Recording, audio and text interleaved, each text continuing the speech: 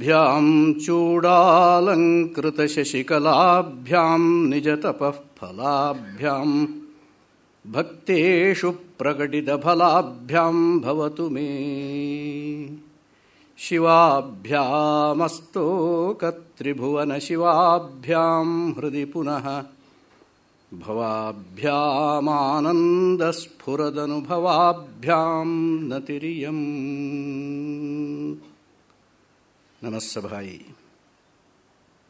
ಪಂಚೇಂದ್ರಿಯಗಳ ದಮನವನ್ನು, ಮನಸ್ಸಿನ ಶಮನವನ್ನು ಮಾಡಿಕೊಂಡಂಥ ವ್ಯಕ್ತಿ ಮಾತ್ರ ಆತ್ಮದರ್ಶನ ಮಾಡುವಂತಹ ಮಾರ್ಗದಲ್ಲಿ ಪಯಣಿಸುವುದಕ್ಕೆ ಸಾಧ್ಯ ಅಂತ ಹೇಳಾಯಿತು. ಯಸ್ತು ಅವಿಜ್ಞಾನವಾನ್ ಭವತಿ ಅಮನಸ್ಕಃ ಸದಾ ಅಶುಚಿಃ ನ ಸ ತತ್ಪದಮಾಪ್ನೋತಿ ಸಂಸಾರಂಚಾಧಿಗಚ್ಚತಿ. ಹಾಗಾದರೆ ಯಸ್ತು ಅವಿಜ್ಞಾನವಾನ್ ಭವತಿ ಅಮನಸ್ಕಃ ಸದಾ ಶುಚಿಃ, ಯಾರಿಗೆ ಅವಿಜ್ಞಾನವಾನ್ ಭವತಿ ಅಮನಸ್ಕಃ ಅಂದರೆ ಯಾರ ಬುದ್ಧಿ ಸ್ಥಿಮಿತಕ್ಕೆ ಬಂದಿರುವುದಿಲ್ಲವೋ, ಯಾರ ಮನಸ್ಸು ಸರ್ವದಾ ಅಶುಚಿಯಾಗಿರುತ್ತೋ. ಅಶುಚಿಯಾಗಿರೋದು ಅಂದರೆ ಮನಸ್ಸಿನ ಅಶುಚಿ ಅಂತ ಹೇಳುವಂಥದ್ದು ಮನಸ್ಸಿನಲ್ಲಿರುವಂತಹ ರಾಗದ್ವೇಷಾದಿ ಗುಣಗಳಿಂದ ಲಿಪ್ತವಾದಾಗ ಆ ಮನಸ್ಸು ಅಶುದ್ಧವಾದ ಮನಸ್ಸು ಅಂತ. ಅಂತಹ ಅಶುದ್ಧವಾದ ಮನಸ್ಸಿನಲ್ಲಿ ಆತ್ಮಚೈತನ್ಯದ ಪ್ರತಿಫಲನ ಅನ್ನುವಂಥದ್ದು ಆಗೋದಿಲ್ಲ. ಹೇಗೆ ಅಶುದ್ಧವಾದಂತಹ ದರ್ಪಣದಲ್ಲಿ ನಮ್ಮ ಪ್ರತಿಬಿಂಬವನ್ನು ನಾವು ನೋಡಿಕೊಳ್ಳೋಕ್ಕಾಗೋದಿಲ್ಲವೋ, ಹಾಗೆ ಅಶುದ್ಧವಾದ ಮನಸ್ಸಿಗೆ, ರಾಗದ್ವೇಷಾದಿಗಳನ್ನು ತುಂಬಿಕೊಂಡಿರುವಂತಹ ಮನಸ್ಸಿಗೆ ಆತ್ಮನನ್ನು ದರ್ಶನ ಮಾಡುವಂತಹ ಸಾಮರ್ಥ್ಯವೇ ಇರೋದಿಲ್ಲ. ಆ ರೀತಿಯಾಗಿ ಅಮನಸ್ಕಃ ಸದಾ ಅಶುಚಿಃ. ಅಶುಚಿ ಅಂತ ಹೇಳಿದರೆ ಈ ಆಶೌಚ ಅನ್ನುವಂಥದ್ದೇನಿದೆ, ಮೂರು ವಿಧವಾದಂತಹ ಆಶೌಚ. ತ್ರಿಕರಣಪೂರ್ವಕವಾಗಿ ಆಶೌಚ ಉಂಟಾಗ್ತದೆ. ದೈಹಿಕವಾದ ಆಶೌಚ, ವಾಚಿಕವಾದ ಆಶೌಚ, ಮಾನಸಿಕವಾದ ಆಶೌಚ. ಅಂದರೆ ಅಶುಚಿತ್ವ. ಆಶೌಚ ಅಂದರೆ ಅಶುಚಿ ಅಂತ ಅರ್ಥ. ಅಶುಚೇರ್ಭಾವ ಆಶೌಚಂ ಅಂತ ಹೇಳ್ತಾರೆ. ದೈಹಿಕವಾದ ಆಶೌಚ ಅಂತ ಹೇಳಿದರೆ ಸ್ನಾನಾದಿಗಳನ್ನು ಮಾಡದೇ ಇದ್ದಾಗ ದೈಹಿಕವಾದಂಥ ಅಶುದ್ಧತೆ ಬಂದುಬಿಡುತ್ತೆ. ವಾಚಿಕವಾದ ಅಶುಚಿತ್ವ ಅಂತ ಹೇಳಿದರೆ ಯಾವಾಗಲೂ ಕೂಡ ಬೇಡದಿದ್ದ ವಿಚಾರಗಳನ್ನೇ ಮಾತನಾಡೋದು. ಆಚಾರವಿಲ್ಲದ ನಾಲಿಗೆ ಅಂತ ಹೇಳೋದಿಲ್ವೇ, ಆ ರೀತಿಯಾಗಿ ತನಗೆ ಬೇಕೋ ಬೇಡವೋ ಸುಮ್ಮನೆ ಇನ್ನೊಬ್ಬರ ನಿಂದೆ ಮಾಡೋದು, ಅಥವಾ ಬೇಡದ ವಿಚಾರಗಳನ್ನು ಹರಟೆ ಹೊಡೆಯೋದು. ಈ ಹರಟೆ ಹೊಡೆಯೋದು ಅನ್ನೋಂಥದ್ದು ಪ್ರಾಸಂಗಿಕವಾಗಿ ನಾನು ಹೇಳಬೇಕಾಗಿದೆ. ಈ ಹರಟೆ ಹೊಡೆಯೋದು ಅಂತಿದೆಯಲ್ಲ, ವ್ಯರ್ಥವಾಗಿ ಕಾಲಹರಣ ಮಾಡುವ ಹರಟೆ ಮಾಡಬಾರದು ಅನ್ನುವಂಥದ್ದು. ಇದು ನಾನು ಹೇಳೋದಲ್ಲ, ಉಪನಿಷತ್ತು ಹೇಳುವಂಥದ್ದು. ನಾನುಧ್ಯಾಯಾನ್ ಬಹೂನ್ ಶಬ್ದಾನ್ ವಾಚೋ ವಿಗ್ಲಾಪನಂ ಹಿ ತತ್. ನಮಗೆ ಪರಮಾತ್ಮ ವಾಗೀಂದ್ರಿಯವನ್ನು ಕೊಟ್ಟಿದ್ದಾನೆ. 84 ಲಕ್ಷ ಜೀವರಾಶಿಗಳಲ್ಲಿ ಕೇವಲ ಮನುಷ್ಯ ಮಾತ್ರನಿಗೆ ಮಾತ್ರ ಇಂತಹ ಒಂದು ವಾಕ್ ಅನ್ನುವಂಥದ್ದನ್ನು ಕೊಟ್ಟಿದ್ದಾನೆ. ಇನ್ಯಾವ ಪ್ರಾಣಿಗಳಿಗೂ ಕೂಡ ಈ ವರ್ಣಾತ್ಮಕ ಶಬ್ದೋಚ್ಚಾರಣ ಸಾಮರ್ಥ್ಯವಿರುವ ವಾಗೀಂದ್ರಿಯವನ್ನು ಕೊಡಲಿಲ್ಲ. ಧ್ವನ್ಯಾತ್ಮಕ ಶಬ್ದವನ್ನು ಮಾತ್ರ ಅವು ಮಾಡ್ತಾವೆಯೇ ಹೊರತು ವರ್ಣಾತ್ಮಕ ಶಬ್ದೋಚ್ಚಾರಣ ರೂಪವಾದಂತಹ ವಾಗೀಂದ್ರಿಯವನ್ನು ಕೇವಲ 84 ಲಕ್ಷ ಜೀವರಾಶಿಗಳಲ್ಲಿ ಮನುಷ್ಯ ಮಾತ್ರನಿಗೆ ಕೊಟ್ಟಿದ್ದಾನೆ.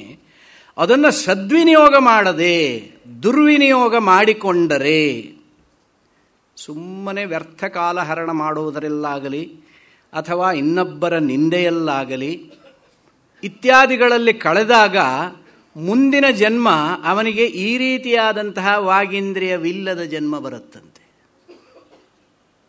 ಅಂಥವರಿಗೆ ಪ್ರಾಣಿ ಜನ್ಮ ಬರೋದು. ವಾಗೀಂದ್ರಿಯ ಮೂಕ ಪ್ರಾಣಿಗಳಾಗಿ ಬಿಡ್ತಾರೆ, ಹೇಳೋಕ್ಕಾಗೋದಿಲ್ಲ, ಅಂತಹ ಸ್ಥಿತಿ ಬರುತ್ತೆ. ಅದಕ್ಕೋಸ್ಕರವಾಗಿ ವಾಗೀಂದ್ರಿಯವನ್ನು ದುರ್ವಿನಿಯೋಗ ಮಾಡಬಾರದು. ಆ ದುರ್ವಿನಿಯೋಗ ಮಾಡಿದಾಗ ವಾಗೀಂದ್ರಿಯ ಅಶುಚಿ ಅಂತ ಆಗತ್ತೆ. ಅದಕ್ಕೋಸ್ಕರವಾಗಿ ನೋಡಿ, ಹೆಚ್ಚಿನ ವಿದ್ವಾಂಸರಾದವರು ಸುಮ್ಮನೆ ಹೆಚ್ಚಿನ ಮಾತಾಡಲಿಕ್ಕೆ ಹೋಗೋದಿಲ್ಲ. ಆದರೆ ಸಾರವತ್ತಾಗಿ ಅರ್ಥಗರ್ಭಿತವಾಗಿ ಮಾತಾಡ್ತಾ ಇರ್ತಾರೆ. ಸುಮ್ಮನೆ ಮಾತಾಡಲಿಕ್ಕೆ ಹೋಗೋದಿಲ್ಲ, ಸ್ವಲ್ಪ ಮೌನವಾಗಿಯೇ ಇರ್ತಾರೆ. ಮೌನವಾಗಿ ಇರೋದು ಅರ್ಥ ಏನು ಅಂತ ಕೇಳಿದರೆ, ನನ್ನ ವ್ಯರ್ಥವಾದ ಅರ್ಥವಿಲ್ಲದ ಮಾತನ್ನೇ ಯಾಕೆ ಹೆಚ್ಚಾಗಿ ಆಡಲಿ ಅಂತ ಹೇಳಿ ಸುಮ್ಮನೆ ಇರ್ತಾರೆಯೇ ಹೊರತು ಅದು ಅಹಂಕಾರದ ದ್ಯೋತಕವಲ್ಲ. ಇದು ತಿಳಿದವರು ಅದೇ ರೀತಿಯಾಗಿ ನಡೆದುಕೊಳ್ತಾರೆ. ಆ ರೀತಿಯಾಗಿ ವಾಗ್ವಿನಿಯೋಗವನ್ನು ದುರ್ವಿನಿಯೋಗ ಮಾಡಿಕೊಂಡ್ರೆ ವಾಕ್ಕಿನ ಆಶೌಚ ಅನ್ನುವಂಥದ್ದು. ಇನ್ನು ಮಾನಸಿಕ ಆಶೌಚ ಅಂತ ಹೇಳಿದರೆ ಅದು ಅವರವರಿಗೆ ಗೊತ್ತಿರುವಂಥದ್ದು, ಯಾರೂ ಅದನ್ನು ಕಂಡುಹಿಡಿಯೋದಕ್ಕಾಗೋದಿಲ್ಲ. ನನ್ನ ಮನಸ್ಸಿನಲ್ಲಿ ಏನಿದೆ, ಯಾವನೋ ಒಬ್ಬ ವ್ಯಕ್ತಿಯ ಬಗ್ಗೆ ನನ್ನ ಮನಸ್ಸಿನಲ್ಲಿ ಏನಿದೆ ಅಂತ ನನಗೆ ಗೊತ್ತು. ಅದು ನಾನು ಅವನಿಗೆ ಕೆಟ್ಟದ್ದನ್ನು ಬಯಸಿದರೆ, ಮನಸ್ಸಿನಲ್ಲಿ ಆ ಸಂಕಲ್ಪ ಮಾಡಿದರೆ ಅದು ದ್ವೇಷವಾಯಿತು. ದ್ವೇಷವೆಂಬ ರೀತಿಯಲ್ಲಿ ಮನಸ್ಸಿನ ಪರಿವರ್ತನೆಯಾದಾಗ ಆ ಮನಸ್ಸು ಕಲುಷಿತವಾಯಿತು.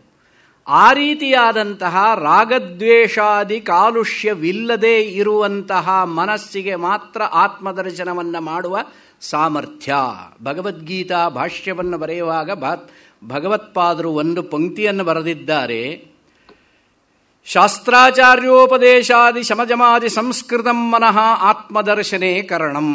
ಶಾಸ್ತ್ರ ಆಚಾರ್ಯರ ಉಪದೇಶದಿಂದ ಸಂಸ್ಕರಿಸಲ್ಪಟ್ಟ ಮನಸ್ಸು ಮಾತ್ರ ಆತ್ಮದರ್ಶನವನ್ನು ಮಾಡುವುದಕ್ಕೆ ಸಾಧನ.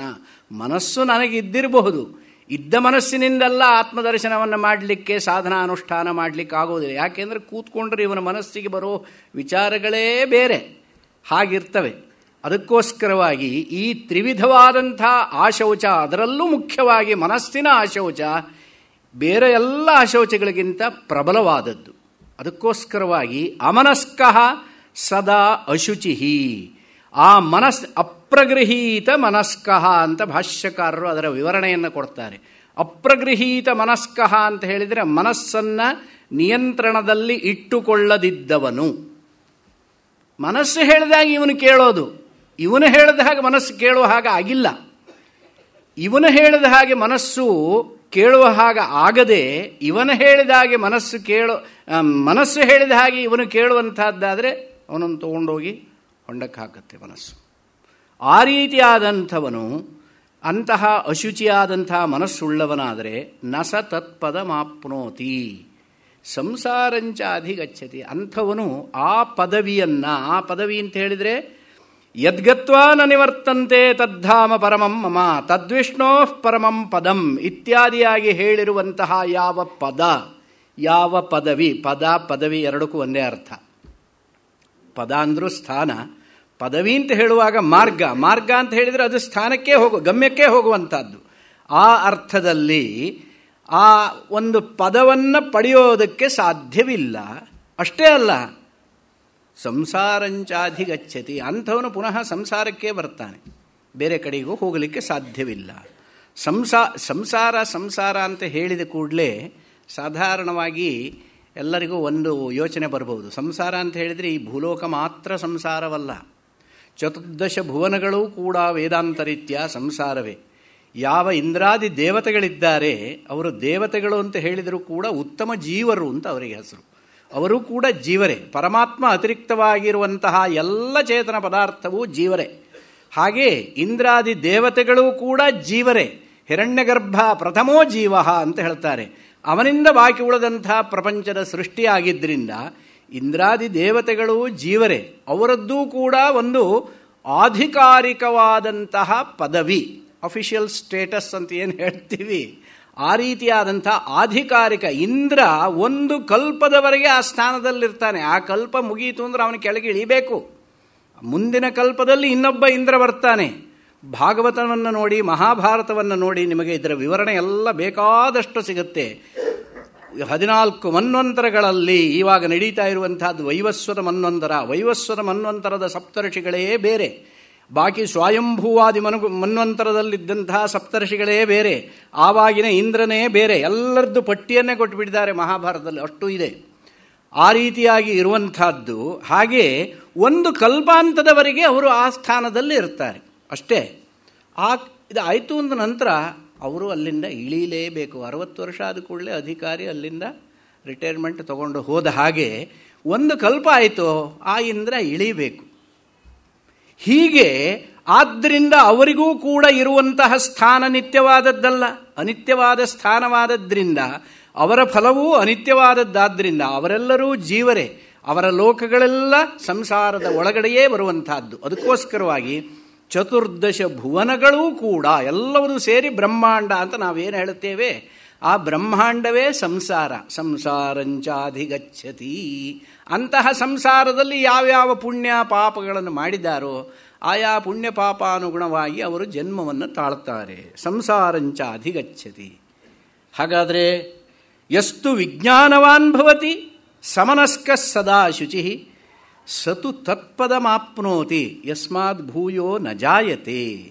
ಯಾರು ವಿಜ್ಞಾನವಾನ್ ಅಂತ ಹೇಳಿದರೆ ನಿಶ್ಚಯಾತ್ಮಕವಾದಂಥ ಸಂಸ್ಕೃತವಾದ ಬುದ್ಧಿ ಉಳ್ಳವನು, ಹಾಗೆ ನಿಗೃಹೀತವಾದಂಥ ಮನಸ್ಸುಳ್ಳವನು ಯಾರಾಗಿರ್ತಾನೋ ಅಂಥವನು ಯಾರು?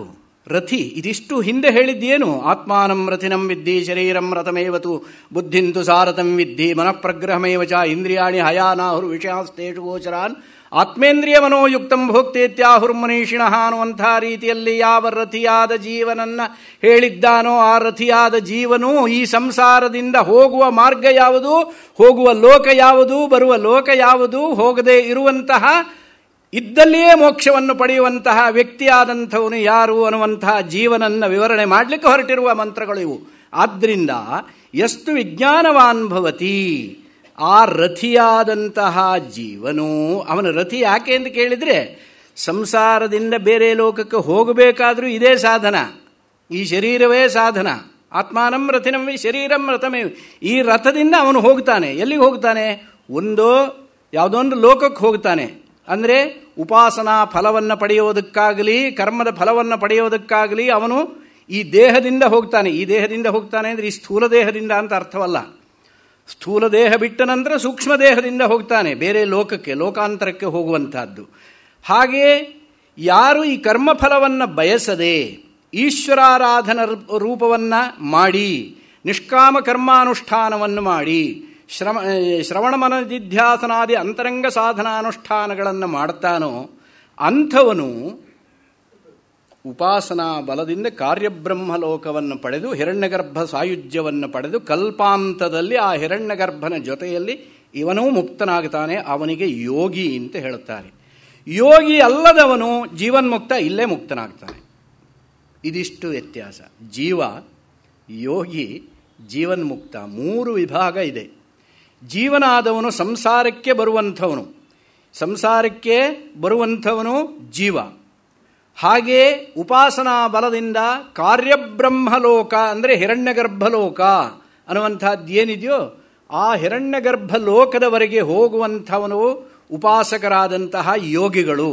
ಆ ಯೋಗಿಗಳೇ ಈ ಶರೀರವನ್ನು ಬಿಡುವ ಸಂದರ್ಭದಲ್ಲಿ ಹೇಗೆ ಬಿಡ್ತಾನೆ ಅಂತ ಕೇಳಿದರೆ, ಈ ನಮಗೆ ಸುಷುಮ್ನಾ ನಾಡಿ ಅಂತ ನಾನೇನು ನಿನ್ನೆ ಹೇಳಿದೆ, ಆ ಸುಷುಮ್ನಾ ನಾಡಿ ಪೂರ್ವಕವಾಗಿ ಜೀವ ಮೇಲೆ ಬಂದು ಇಲ್ಲಿ ನಮಗೆ ಬ್ರಹ್ಮರಂಧ್ರ ಅನ್ನುವಂತಹದ್ದಿರುತ್ತೆ.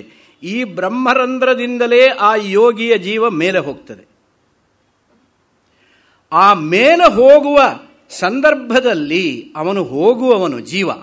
ಅವನು ಎಲ್ಲಿಗೆ ಹೋಗುತ್ತಾನೆ ಅಂತ ಕೇಳಿದರೆ ಉಪಾಸಕನಾದ ಯೋಗಿ ಆಗಿದ್ದರಿಂದ ಅವನ ಕಾರ್ಯಬ್ರಹ್ಮನ ಲೋಕಕ್ಕೆ, ಹಿರಣ್ಯಗರ್ಭನ ಲೋಕಕ್ಕೆ ಹೋಗ್ತಾನೆ.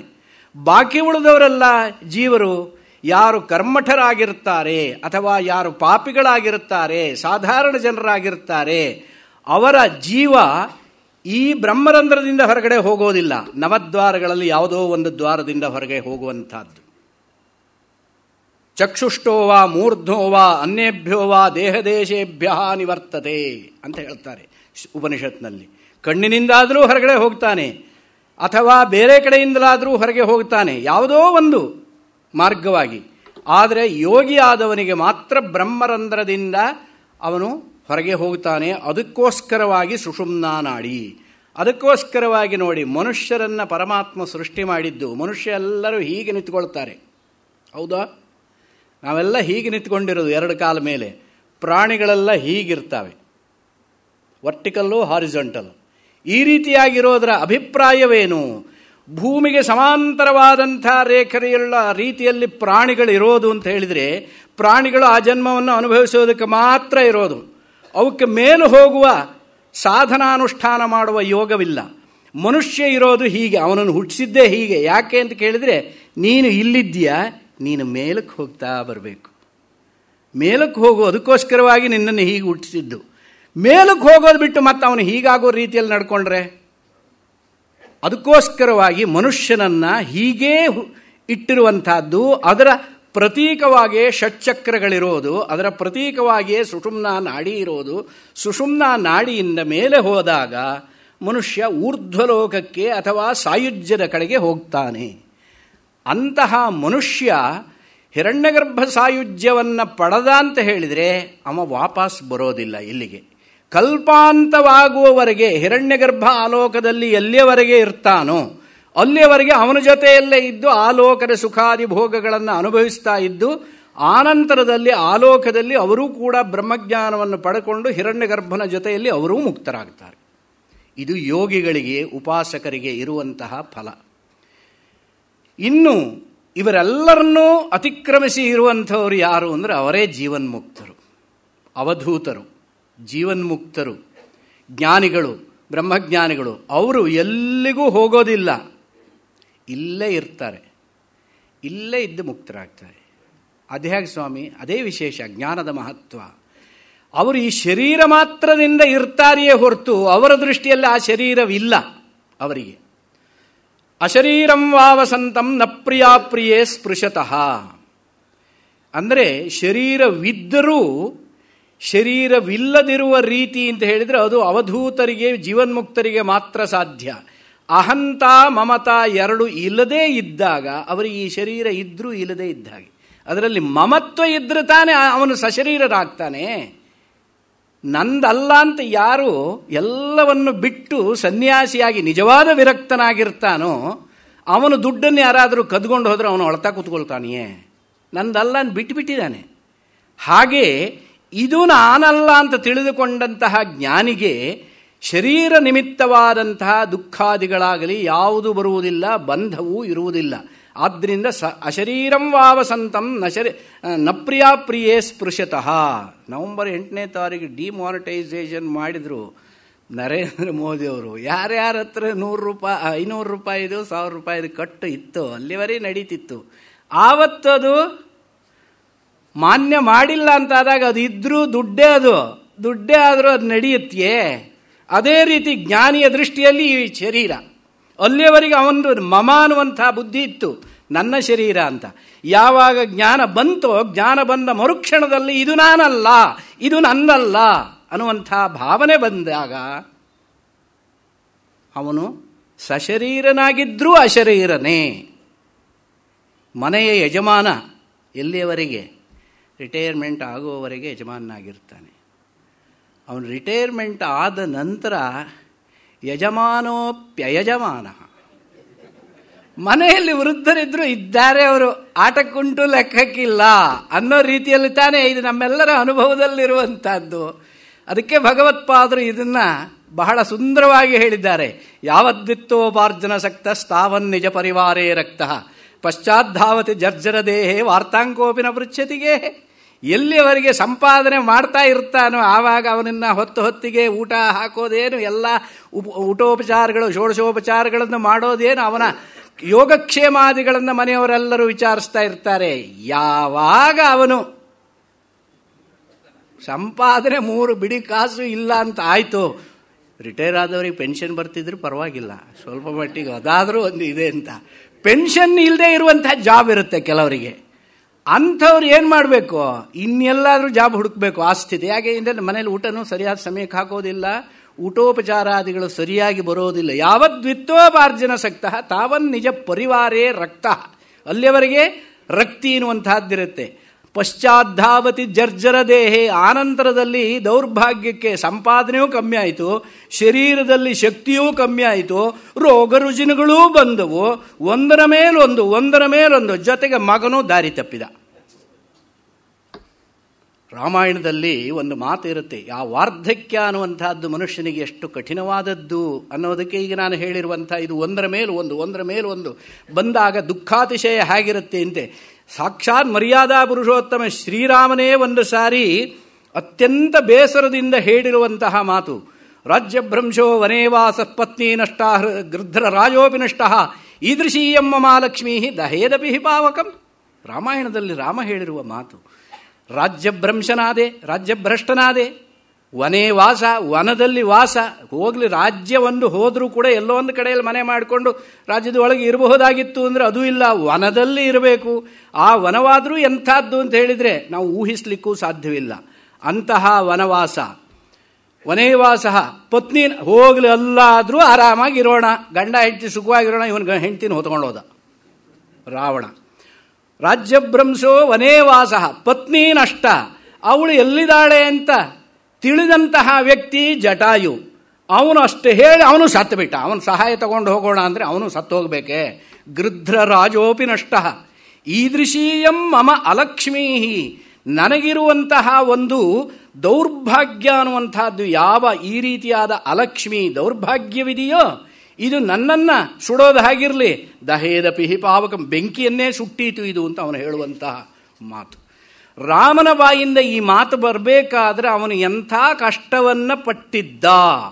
ಯಾರಿಗೆ ಆದರೂ ಕೂಡ ಹೆಂಡತಿ ಸತ್ತು ಹೋದ್ರೆ ಬೇಜಾರು ಆಗೋದಿಲ್ಲ, ಆಗೋಷ್ಟಾಗುತ್ತೆ. ಎಲ್ಲಿಯವರೆಗೆ? ಒಂದು ಹಂತದವರೆಗೆ ಆಗುತ್ತೆ, ಆಮೇಲೆ ಸಮಾಧಾನ ಮಾಡ್ಕೊಳ್ತಾರೆ. ನಾನು ಒಂದೇ ದಿವಸ ಹೋಗೋನಿದ್ದಾನೆ, ಅವಳು ಮುಂಚೆ ಹೋದ್ಲು, ನಾನು ಆಮೇಲೆ ಹೋಗ್ತೀನಿ, ಹೀಗೆ ಸಮಾಧಾನ ಅಲ್ಲಿ ವೇದಾಂತ ಸಹಾಯಕ್ಕೆ ಬರುತ್ತೆ. ಹಾಗೆ ಸಮಾಧಾನ ಮಾಡ್ಕೊಳ್ಬಹುದು. ಆದರೆ ಇಲ್ಲ ಹಾಗಲ್ಲ, ಇವನು ಹೆಂಡ್ತಿನ ಯಾರೋ ಹೊಡ್ಕೊಂಡು ಹೋದ. ಇದನ್ನು ತಡ್ಕೊಳ್ಳೋದು ಹೇಗೆ? ಅನುಕ್ಷಣ ಅವನಿಗೆ ಚುಚ್ಚುತ್ತಾ ಇರುತ್ತೆ. ಆ ರೀತಿಯಾದಂತಹ ಮರ್ಯಾದಾ ಪುರುಷೋತ್ತಮನಾದಂತಹ ಸಾಕ್ಷಾತ್ ವಿಷ್ಣುವಿನ ಅವತಾರ ಅಂತ ನಾವೆಲ್ಲ ಹೇಳೋದು. ಅವನು ಹಾಗೆ ತಿಳ್ಕೊಂಡು ವ್ಯವಹಾರ ಮಾಡಲಿಲ್ಲ. ಸಂಪೂರ್ಣ ರಾಮಾಯಣದಲ್ಲಿ ನಾನು ಅವತಾರ ಪುರುಷ ಅಂತ ಅವನು ವ್ಯವಹಾರ ಮಾಡಲಿಲ್ಲ, ಮನುಷ್ಯನಾಗಿಯೇ ವ್ಯವಹಾರ ಮಾಡಿದ. ಸಾಕ್ಷಾತ್ ಮನುಷ್ಯ ಹೇಗೆ ಅಂಥ ಸಂದರ್ಭದಲ್ಲಿ ಯಾವ ಪ್ರತಿಕ್ರಿಯೆಯನ್ನು ಕೊಡ್ತಾನೋ ಅದೇ ರೀತಿ ಪ್ರತಿಕ್ರಿಯೆಯನ್ನು ಅವನು ಕೊಟ್ಟುಬಿಟ್ಟ. ಅದು ಅವನ ಹೆಚ್ಚುಗಾರಿಕೆ. ಆ ರೀತಿಯಾಗಿ ಈ ಒಂದು ಮನುಷ್ಯನಿಗೆ ಯಾವದ್ವಿತ್ವ ತಾವನ್ನಿಜ ಪರಿವಾರೋ ರಕ್ತ ಪಶ್ಚಾದ್ದಾವತಿ ಜರ್ಜರ ದೇಹೇ ವಾರ್ತಾಂಕೋಪಿ ನ ಪೃಚ್ಛತೆ. ನೀನು ಇದ್ದೀಯಾ, ಹೋಗಿದ್ದೀಯಾ, ಊಟ ಮಾಡಿದ್ಯಾ, ಬಿಟ್ಟಿಯಾ ಅಂತ ಕೇಳೋರು ಇರೋದಿಲ್ಲ. ಆ ಸ್ಥಿತಿ ಬರುತ್ತೆ. ಅದು ವಾರ್ಧಕ್ಯದ ಒಂದು ಪ್ರಭಾವ. ಅದಕ್ಕೋಸ್ಕರವಾಗಿ ವಾರ್ಧಕ್ಯೇ ಚೇಂದ್ರಿಯಾಣಾಂ ವಿಗತಗತಿಮತಿಶ್ಚ ಅಧಿದೈವಾದಿತಾಪೈ ಪಾಪೈರೋಗೈರ್ವಿಯೋಗೈಸ್ತನವಸಿತ ವಪು ಪ್ರೌಢೀನಂಚ ಧೀರಂ ಮಿಥ್ಯಾ ಮೋಹಾಭಿಲಾಷೈರ್ಭ್ರಮತಿ ಮಮ ಮನೋ ಧೂರ್ಜಟೈರ್ಧ್ಯಾನಶೂನ್ಯಂ ಕ್ಷಂತವ್ಯೋ ಮೇ ಪರಾಧ ಶಿವ ಶಿವ ಶಿವ ಭೋ ಶ್ರೀ ಮಹಾದೇವ ಶಂಭೋ. ವಾರ್ಧಕ್ಯ ಎಷ್ಟು ಕಠಿಣವಾದದ್ದು ಅಂತ ಭಗವತ್ಪಾದರು ಕಟ್ಟಿ ಹಾಗೆ ಹೇಳಿಬಿಟ್ಟಿದ್ದಾರೆ. ವಾರ್ಧಕ್ಯೇ ಚೇಂದ್ರಿಯಾಣಾಂ ವಿಗತಗತಿಮತಿ, ಇಂದ್ರಿಯಗಳೆಲ್ಲ ಜರ್ಜರಿತವಾಯಿತು. ವಿಗತ ಗತಿಮತಿ, ಬುದ್ಧಿ ಎನ್ನುವಂಥದ್ದು ಕೆಲಸ ಮಾಡೋದಿಲ್ಲ, ಮರ್ತೋಗ್ಲಿಕ್ಕೆ ಶುರುವಾಗುತ್ತೆ. ಹುಚ್ಚುಚ್ಚಾಗಿ ಮಾತಾಡ್ಲಿಕ್ಕೆ ಶುರು ಮಾಡ್ತಾರೆ. 60ಕ್ಕೆ ಅರಳು ಮರಳು ಅಂತ ಹೇಳಲ್ವೇ, ಹುಚ್ಚುಚ್ಚಾಗಿ ಮಾತಾಡ್ತಾರೆ. ವಿಗತಮತಿಶ್ಚ ಆಧಿದೈವಾದಿತಾಪೈ, ಆಧಿದೈವಿಕ, ಆಧಿಭೌತಿಕ, ಆಧ್ಯಾತ್ಮಿಕ 3 ವಿಧವಾದಂತಹ ತಾಪತ್ರಯಗಳು ಪೀಡಿಸ್ತಾವೆ. ಶರೀರದಲ್ಲಿ ರೋಗ ರುಜಿನಗಳು ಬಂದ್ಬಿಡುತ್ತವೆ. ಪಾಪೈರೋಗೈರ್ ವಿಯೋಗೈಸ್ತನವಸಿತ ವಪು ಪ್ರೌಢೀನಂಚ ದೀನಂ, ದೇಹದಲ್ಲಿ ಏನು ಕಸುವು ಉಳಿದಿರೋದಿಲ್ಲ, ಸಾಮರ್ಥ್ಯ ಉಳಿದಿರೋದಿಲ್ಲ. ವೃದ್ಧೋ ಯಾತಿ ಗೃಹೀತ್ವ ದಂಡವನ್ನು ಹಿಡ್ಕೊಂಡು ಹೋಗ್ತಾ ಇರ್ತಾನೆ. ಅಂತಹ ದಂಡೀ ಪುರುಷನಾಗಿರ್ತಾನೆ. ಪಾಪೈರೋಗೈರ್ವಿಯೋಗೈಸ್ತನವಸಿತ ವಪು ಪ್ರೌಢೀನಂಚ ದೀನಂ ಮಿಥ್ಯಾ ಮೋಹಾಭಿಲಾಷೈ. ಆದರೂ ಇಷ್ಟಲ್ಲ, ಆದರೂ ಕೂಡ ಅವನಿಗೆ ಅಹಂತ ಮತ್ತು ಮಮತ ಇನ್ನೂ ಇದೆ. ಇಷ್ಟಾದರೂ ಕೂಡ ನನ್ನದು, ನನ್ನ ಮನೆ, ನನ್ನ ಹೆಂಡತಿ, ನನ್ನ ಮಕ್ಕಳು, ನನ್ನ ಸಂಪತ್ತು, ನನ್ನ ರಾಜ್ಯ, ನನ್ನ ದೇಶ, ನನ್ನ ಕೋಶ, ಈ ನನ್ನ ನನ್ನ ನನ್ನ ಅನ್ನುವಂಥದ್ದು ಆವಾಗಲೂ ಬಿಟ್ಟಿಲ್ಲ. ಬಿಡಬಹುದಲ್ಲ? ಅಷ್ಟು ಸುಲಭವಾಗಿ ಬಿಡ್ಲಿಕ್ಕಾಗೋದಿಲ್ಲ. ಯಾಕೆ? ಅದೇ ಭವಬಂಧ, ಅಷ್ಟು ಗಟ್ಟಿಯಾಗಿರುವಂಥದ್ದು ಸಂಸಾರ ಬಂಧ. ಮಿಥ್ಯಾ ಮೋಹಾಭಿಲಾಷೈ ಭ್ರಮತಿ ಮಮ ಮನೋ ಧೂರ್ಜಟೇರ್ಧ್ಯಾನಶು. ಹೋಗಲಿ, ಇವೆಲ್ಲ ಆಯಿತು. ಆ ಸಂದರ್ಭದಲ್ಲಿ ಆ ಪರಮಾತ್ಮ ಧೂರ್ಜಟಿ, ಪರಮಾತ್ಮನನ್ನ, ಈಶ್ವರನನ್ನೇ ಧ್ಯಾನ ಮಾಡ್ತೀವೋ ಅಂತ ಹೇಳಿದರೆ ಅದನ್ನೂ ಮಾಡದೆ ಎಷ್ಟೋ ಜನನ ನಾವು ನೋಡಿದ್ದೀವಿ. ವಯಸ್ಸಾಗಿರುತ್ತೆ, ಇನ್ನೇನಪ್ಪ ಇವತ್ತೋ ನಾಳೆಯೋ ಈ ವರ್ಷವೋ ಮುಂದಿನ ವರ್ಷವೋ ಅನ್ನುವಂಥ ಸ್ಥಿತಿಯಲ್ಲಿರ್ತಾರೆ. ಆ ಭವಬಂಧ ಪಾಶದಿಂದ ಅವರು ಹೇಗೆ ಬಂಧಿಸಲ್ಪಟ್ಟಿರ್ತಾರೆ ಅಂದರೆ, ಯಾರಾದರೂ ಸಿಕ್ಕಿದ್ರೆ ಬನ್ನಿ ಇಸ್ಪೀಟಾಡೋಣ. ಸಿಕ್ಕಿದಷ್ಟು ಸಮಯ ಯಾವುದೋ ಒಂದು ಸಮಯದಲ್ಲಿ ಅವ್ರಿಗೆ ಯಾರು ಇಸ್ಪೀಟಾಡ್ಲಿಕ್ಕೆ ಜನ ಸಿಕ್ಕೋದಿಲ್ವಲ್ಲ ಅನ್ನೋ ಬೇಜಾರಾಗ್ತಾ ಇರುತ್ತೆ. ಆ ನಿಮಿತ್ತವಾಗಿ ಮನೆಯಲ್ಲಿ ಏನಾದರೂ ಕಾರ್ಯಕ್ರಮಗಳನ್ನು ಆಯೋಜನೆ ಮಾಡಿ ಆದರೂ ಕೆಲವರನ್ನು ಕರೆಸಿ ಇಸ್ಪೀಟಾಡೋರು ಇದ್ದಾರೆ. ಇದಕ್ಕೇನು ಹೇಳಬೇಕು ಈ ಒಂದು ಭ್ರಾಂತಿಗೆ? ಅದಕ್ಕೋಸ್ಕರವಾಗಿ ಅಂತಹ ಸಂದರ್ಭದಲ್ಲೂ ಕೂಡ ನಾನು ನಿನ್ನ ಧ್ಯಾನವನ್ನು ಮಾಡಲಿಲ್ಲಲ್ಲಪ್ಪ ಪರಮಾತ್ಮ, ನನ್ನ ಪಾಪವನ್ನೆಲ್ಲ ಕ್ಷಮಿಸು ಅಂತ ಪರಮಾತ್ಮನಲ್ಲಿ ಬೇಡ್ಕೊಳ್ಳೋದು.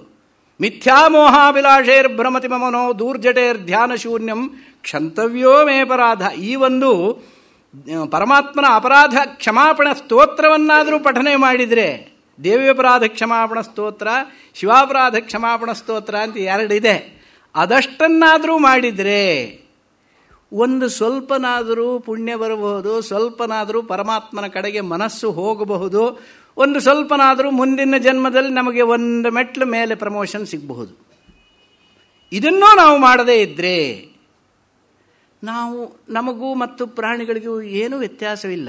ಆಹಾರ ನಿದ್ರಾ ಭಯಮೈಥುನಂಚ ಸಾಮಾನ್ಯಮೇತತ್ ಪಶುಭಿರ್ನರಾಣಾಂ ಏಕೋ ವಿವೇಕೋ ಹ್ಯಧಿಕೋ ಮನುಷ್ಯೇ ತೇನೈವ ಹೀನಃ ಪಶುಭಿಃ ಸಮಾನಃ.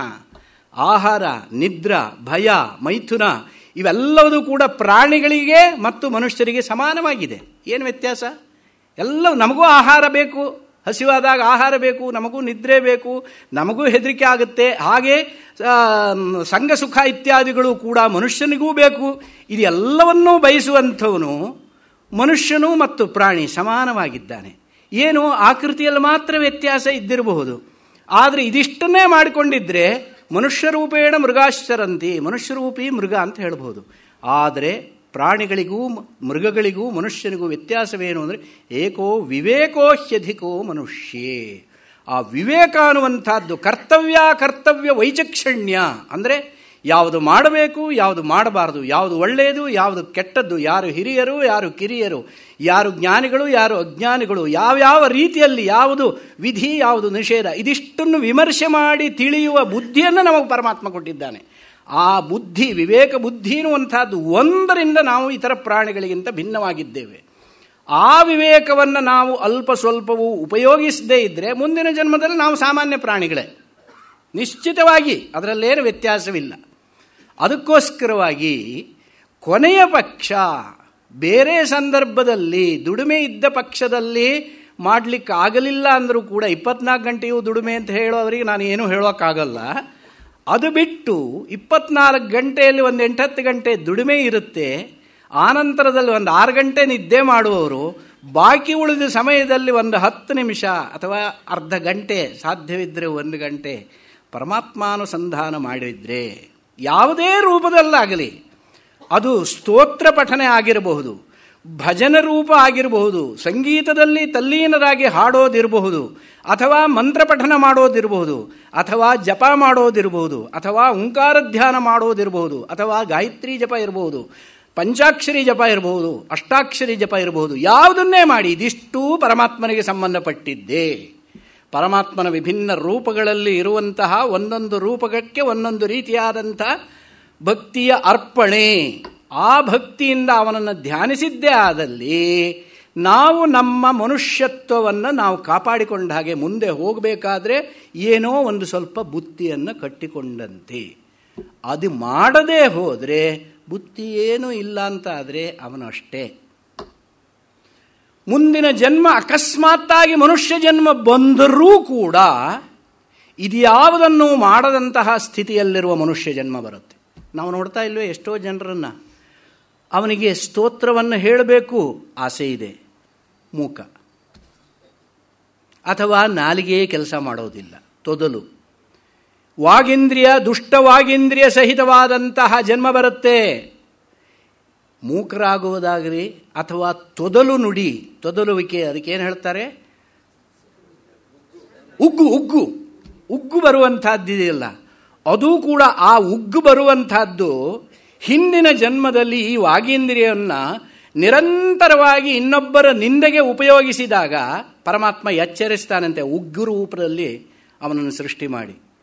ಹಿಂದಿನ ಜನ್ಮದಲ್ಲಿ ಅಷ್ಟು ಸ್ಪೀಡಾಗಿ ಇನ್ನೊಬ್ಬರನ್ನು ಬೈತಿದ್ಯಲ್ಲ, ಇವಾಗ ಇವು ಬೈಲಿಕ್ಕೆ ಶುರು ಮಾಡಿದರೆ ಒಂದು ದಿವಸ ಆಗೋಗುತ್ತೆ. ಹಾಗೆ ಆ ರೀತಿ ದುಷ್ಟವಾಗಿಂದ್ರಿಯವನ್ನು ಕೊಡ್ತಾನಂತೆ. ಇನ್ನೊಬ್ಬರನ್ನು ಕೆಟ್ಟ ದೃಷ್ಟಿಯಿಂದ ನೋಡುವವನಿಗೆ ದೃಷ್ಟಿದೋಷ ಉಂಟಾಗುವ ಹಾಗೆ ಅಂತಹ ಜನ್ಮವನ್ನು ಕೊಡ್ತಾನೆ. ಇನ್ನೊಬ್ಬರಿಗೆ ಯಾವುದೇ ರೀತಿಯಾದಂಥ ದೈಹಿಕ ಹಲ್ಲೆ ಸ್ಪರ್ಶಾದಿಗಳಲ್ಲಿ ದೋಷವನ್ನು ಉಂಟು ಮಾಡಿದರೆ ಪ್ಯಾರಲೈಸಿಸ್ ಅಟ್ಯಾಕ್ ಆಗುವುದು, ಅದರಲ್ಲಿ ಸ್ಪರ್ಶಜ್ಞಾನ ಇಲ್ಲದಂತಹ ಅಂಗಗಳು ಬರುವಂತಹದ್ದು. ಹೀಗೆ ಒಂದೊಂದು ಇಂದ್ರಿಯಗಳು ಕೂಡ ಶಿಥಿಲವಾದ ರೀತಿಯಲ್ಲಿ ಜನ್ಮವನ್ನು ಕೊಡ್ತಾನೆ. ಇವೆಲ್ಲ ಕರ್ಮ ವಿಪಾಕದಲ್ಲಿ ಬಹಳ ವಿಸ್ತಾರವಾಗಿ ವಿಮರ್ಶೆ ಮಾಡಿದ್ದಾರೆ. ಹಾಗೆ ಭಾಗವತದಲ್ಲಿ ಹೇಳಿದ್ದಾರೆ. ಹೀಗೆಲ್ಲ ಇರೋದರಿಂದ ನಮಗೆ ಮುಂದಿನ ಜನ್ಮ ಬಹಳ ಭಯಂಕರವಾಗಿರುತ್ತೆ. ಅದಕ್ಕೋಸ್ಕರವಾಗಿ ನಮ್ಮ ಬುದ್ಧಿಯನ್ನು ನಮ್ಮ ಕೈಯಲ್ಲಿ ಇಟ್ಕೊಳ್ಬೇಕು. ಸ್ವಲ್ಪ ಮಟ್ಟಿಗೆ ಅಫ್ಕೋರ್ಸ್ ಎಲ್ಲರೂ ತಪ್ಪು ಮಾಡೋದು ಸಹಜ, ತಪ್ಪು ಎಲ್ಲರೂ ಮಾಡ್ತಾರೆ, ತಿಳಿದು ಮಾಡ್ತಾರೆ, ತಿಳಿಯದೆಯೂ ಮಾಡ್ತಾರೆ. ಆದರೆ ತಿಳಿದು ಮಾಡಿದ ತಪ್ಪಿಗೂ ತಿಳಿಯದೆ ಮಾಡಿದ ತಪ್ಪಿಗೂ ವ್ಯತ್ಯಾಸವಿದ್ದರೂ ಕೂಡ ತಿಳಿದು ಬೆಂಕಿ ಮುಟ್ಟಿದ್ರೂ ಸುಡುತ್ತೆ, ತಿಳಿಯದೆ ಬೆಂಕಿ ಮುಟ್ಟಿದ್ರೂ ಸುಡುತ್ತೆ. ಆ ಪಾಪವೇ, ಪರಿಮಾಣ ಹೆಚ್ಚು ಕಮ್ಮಿ ಇರಬಹುದು. ಆ ಪಾಪ ಪರಿಮಾರ್ಜನೆ ಮಾಡಿಕೊಳ್ಳಲಿಕ್ಕೆ ನಮಗೆ ಎಷ್ಟೋ ಅವಕಾಶಗಳಿದ್ದಾವೆ. ಸ್ತೋತ್ರಾದಿಗಳ ಪಠನೆ, ಜಪಾದಿಗಳನ್ನು ಮಾಡುವುದು, ಭಜನೆ ಮಾಡುವುದು, ಆರಾಧನೆ ಮಾಡುವುದು, ನಿಷ್ಕಾಮ ಕರ್ಮಾನುಷ್ಠಾನ ಮಾಡುವಂಥದ್ದು, ಇವೆಲ್ಲ ನಮಗೆ ಸಹಕಾರಿಯಾಗಿ ಋಷಿಮುನಿಗಳು ನಮಗೆ ಕಲ್ಪಿಸಿಕೊಟ್ಟಿದ್ದಾರೆ. ಇದೆಲ್ಲ ಸಾಧಾರಣ ಮನುಷ್ಯ ಸಹಜವಾಗಿ ಎಲ್ಲರಿಗೂ ಹೇಳಿರುವಂತಹ ಸಾಧನೆಗಳು. ಇವುಗಳಿಂದ ಮನಸ್ಸನ್ನು, ಬುದ್ಧಿಯನ್ನು ನಿಗ್ರಹಿಸಿ ನಾವು ಸ್ವಲ್ಪವಾದರೂ ಆತ್ಮದ ಕಡೆಗೆ ತಿರುಗಿಸಿದಲ್ಲಿ, ಅದನ್ನೇ ಹೇಳ್ತಾ ಇದ್ದಾರೆ, ಯಸ್ತು ವಿಜ್ಞಾನವಾನ್ ಭವತಿ ಸಮನಸ್ಕಃ ಸದಾ ಶುಚಿ. ತ್ರಿಕರಣಪೂರ್ವಕವಾಗಿ ಆ ಶೌಚ ಇರಬೇಕು. ವಾಗೀಂದ್ರಿಯ, ಶಾರೀರಿಕ ಮತ್ತು ಮಾನಸಿಕವಾಗಿ ಶುಚಿರ್ಭೂತನಾಗಿದ್ದಾಗ. ಗೀತೆಯಲ್ಲಿ ಒಂದು ಮಾತು ಹೇಳ್ತಾರೆ, ಕರ್ಮೇಂದ್ರಿಯಾಣಿ ಸಂಯಮ್ಯ ಆಸ್ತೆ ಮನಸಾ ಸ್ಮರನ್ ಅಹಂಕಾರ ವಿಮೂಢಾತ್ಮ ಮಿಥ್ಯಾಚಾರಸ್ಸ ಉಚ್ಯತೆ.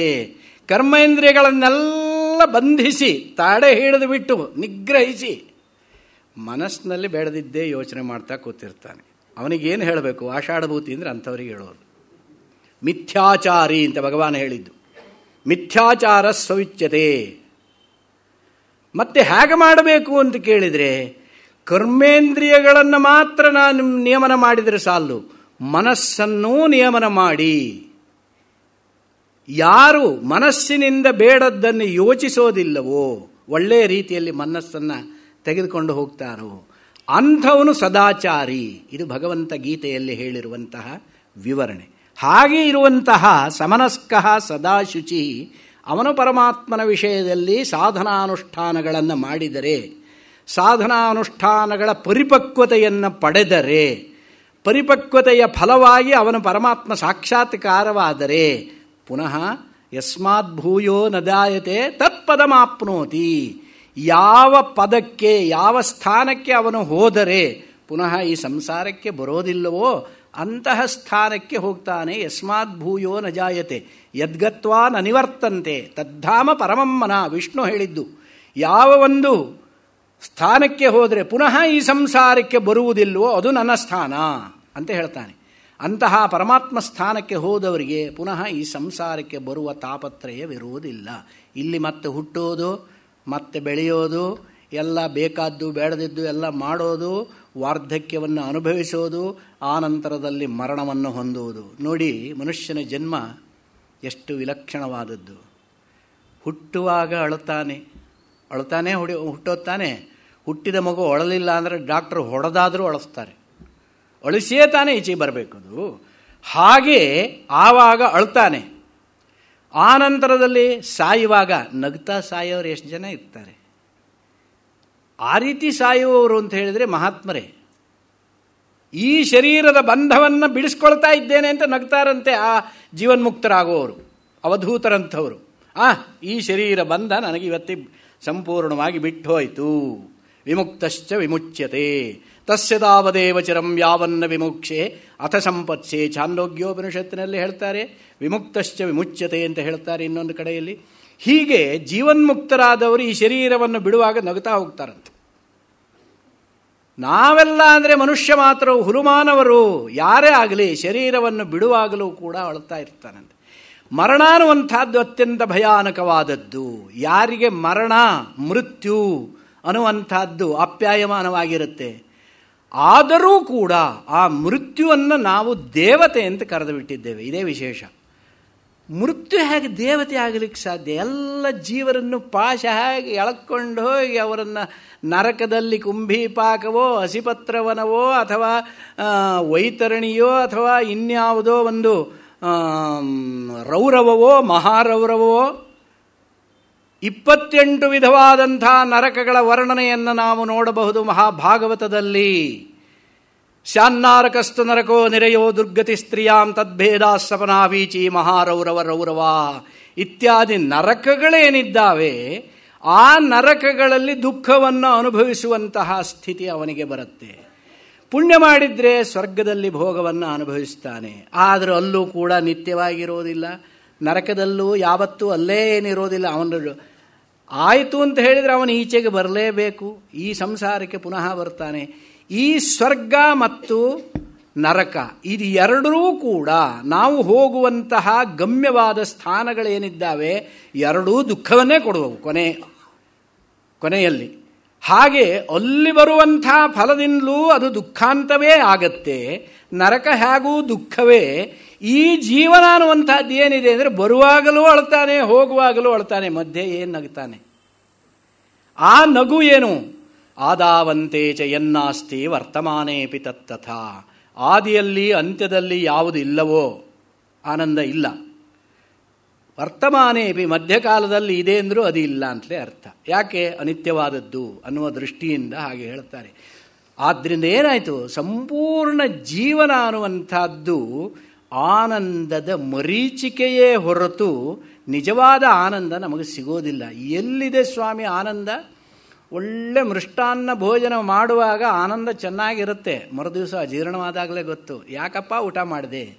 ಸ್ವೀಟ್ ತಿಂದುಬಿಟ್ಟೆ, 4 ದಿವಸದಿಂದ ಮದುವೆ ಮನೆ ಚೆನ್ನಾಗಿ ಸ್ವೀಟ್ ತಿಂದುಬಿಟ್ಟಿದ್ದು, ಡಯಾಬಿಟೀಸ್ ಜಾಸ್ತಿ ಆಗಿದೆ, 300ಕ್ಕೆ ಹೋಗಿದೆ ಅಂತಾರೆ. ಈ ಪರಿಸ್ಥಿತಿಯಲ್ಲಿ ಇರುವಂತಹದ್ದು ನಮಗೆ ಸ್ವೀಟ್ ಅನ್ನುವಂಥದ್ದು ಆನಂದದಾಯಕವೇ, ಅದು ಕೊನೆಗೆ ಬರುವುದು ಎಲ್ಲಿಗೆ? ದುಃಖದಲ್ಲಿ ಪರ್ಯವಸಾನ. ಹಾಗೆ ಯಾವುದೇ ಜಗತ್ತಿನಲ್ಲಿ ಇರುವಂತಹ ಯಾವುದೇ ಪದಾರ್ಥವಾಗಲಿ ಜಗತ್ತಿನಲ್ಲಿರುವ ಆನಂದವನ್ನೇ ಸುಖಾನು ಶಬ್ದದಿಂದ ಹೇಳ್ತಾರೆ. ಅದು ಅನಿತ್ಯವಾದ ಆನಂದವಾದ್ದರಿಂದ ಸುಖ ಅಂತ ಹೇಳೋದು. ನಿತ್ಯವಾದರೆ ನಿತ್ಯವಾದ ಸುಖವನ್ನೇ ಆನಂದ ಅಂತ ಹೇಳೋದು. ಅದಕ್ಕೆ ಉಪನಿಷತ್ತಿನಲ್ಲಿ ಎಲ್ಲ ಕಡೆಯಲ್ಲೂ ಪರಮಾತ್ಮನನ್ನಂದ ಆನಂದ ಸ್ವರೂಪ ಅಂತ ಹೇಳ್ತಾರೆ.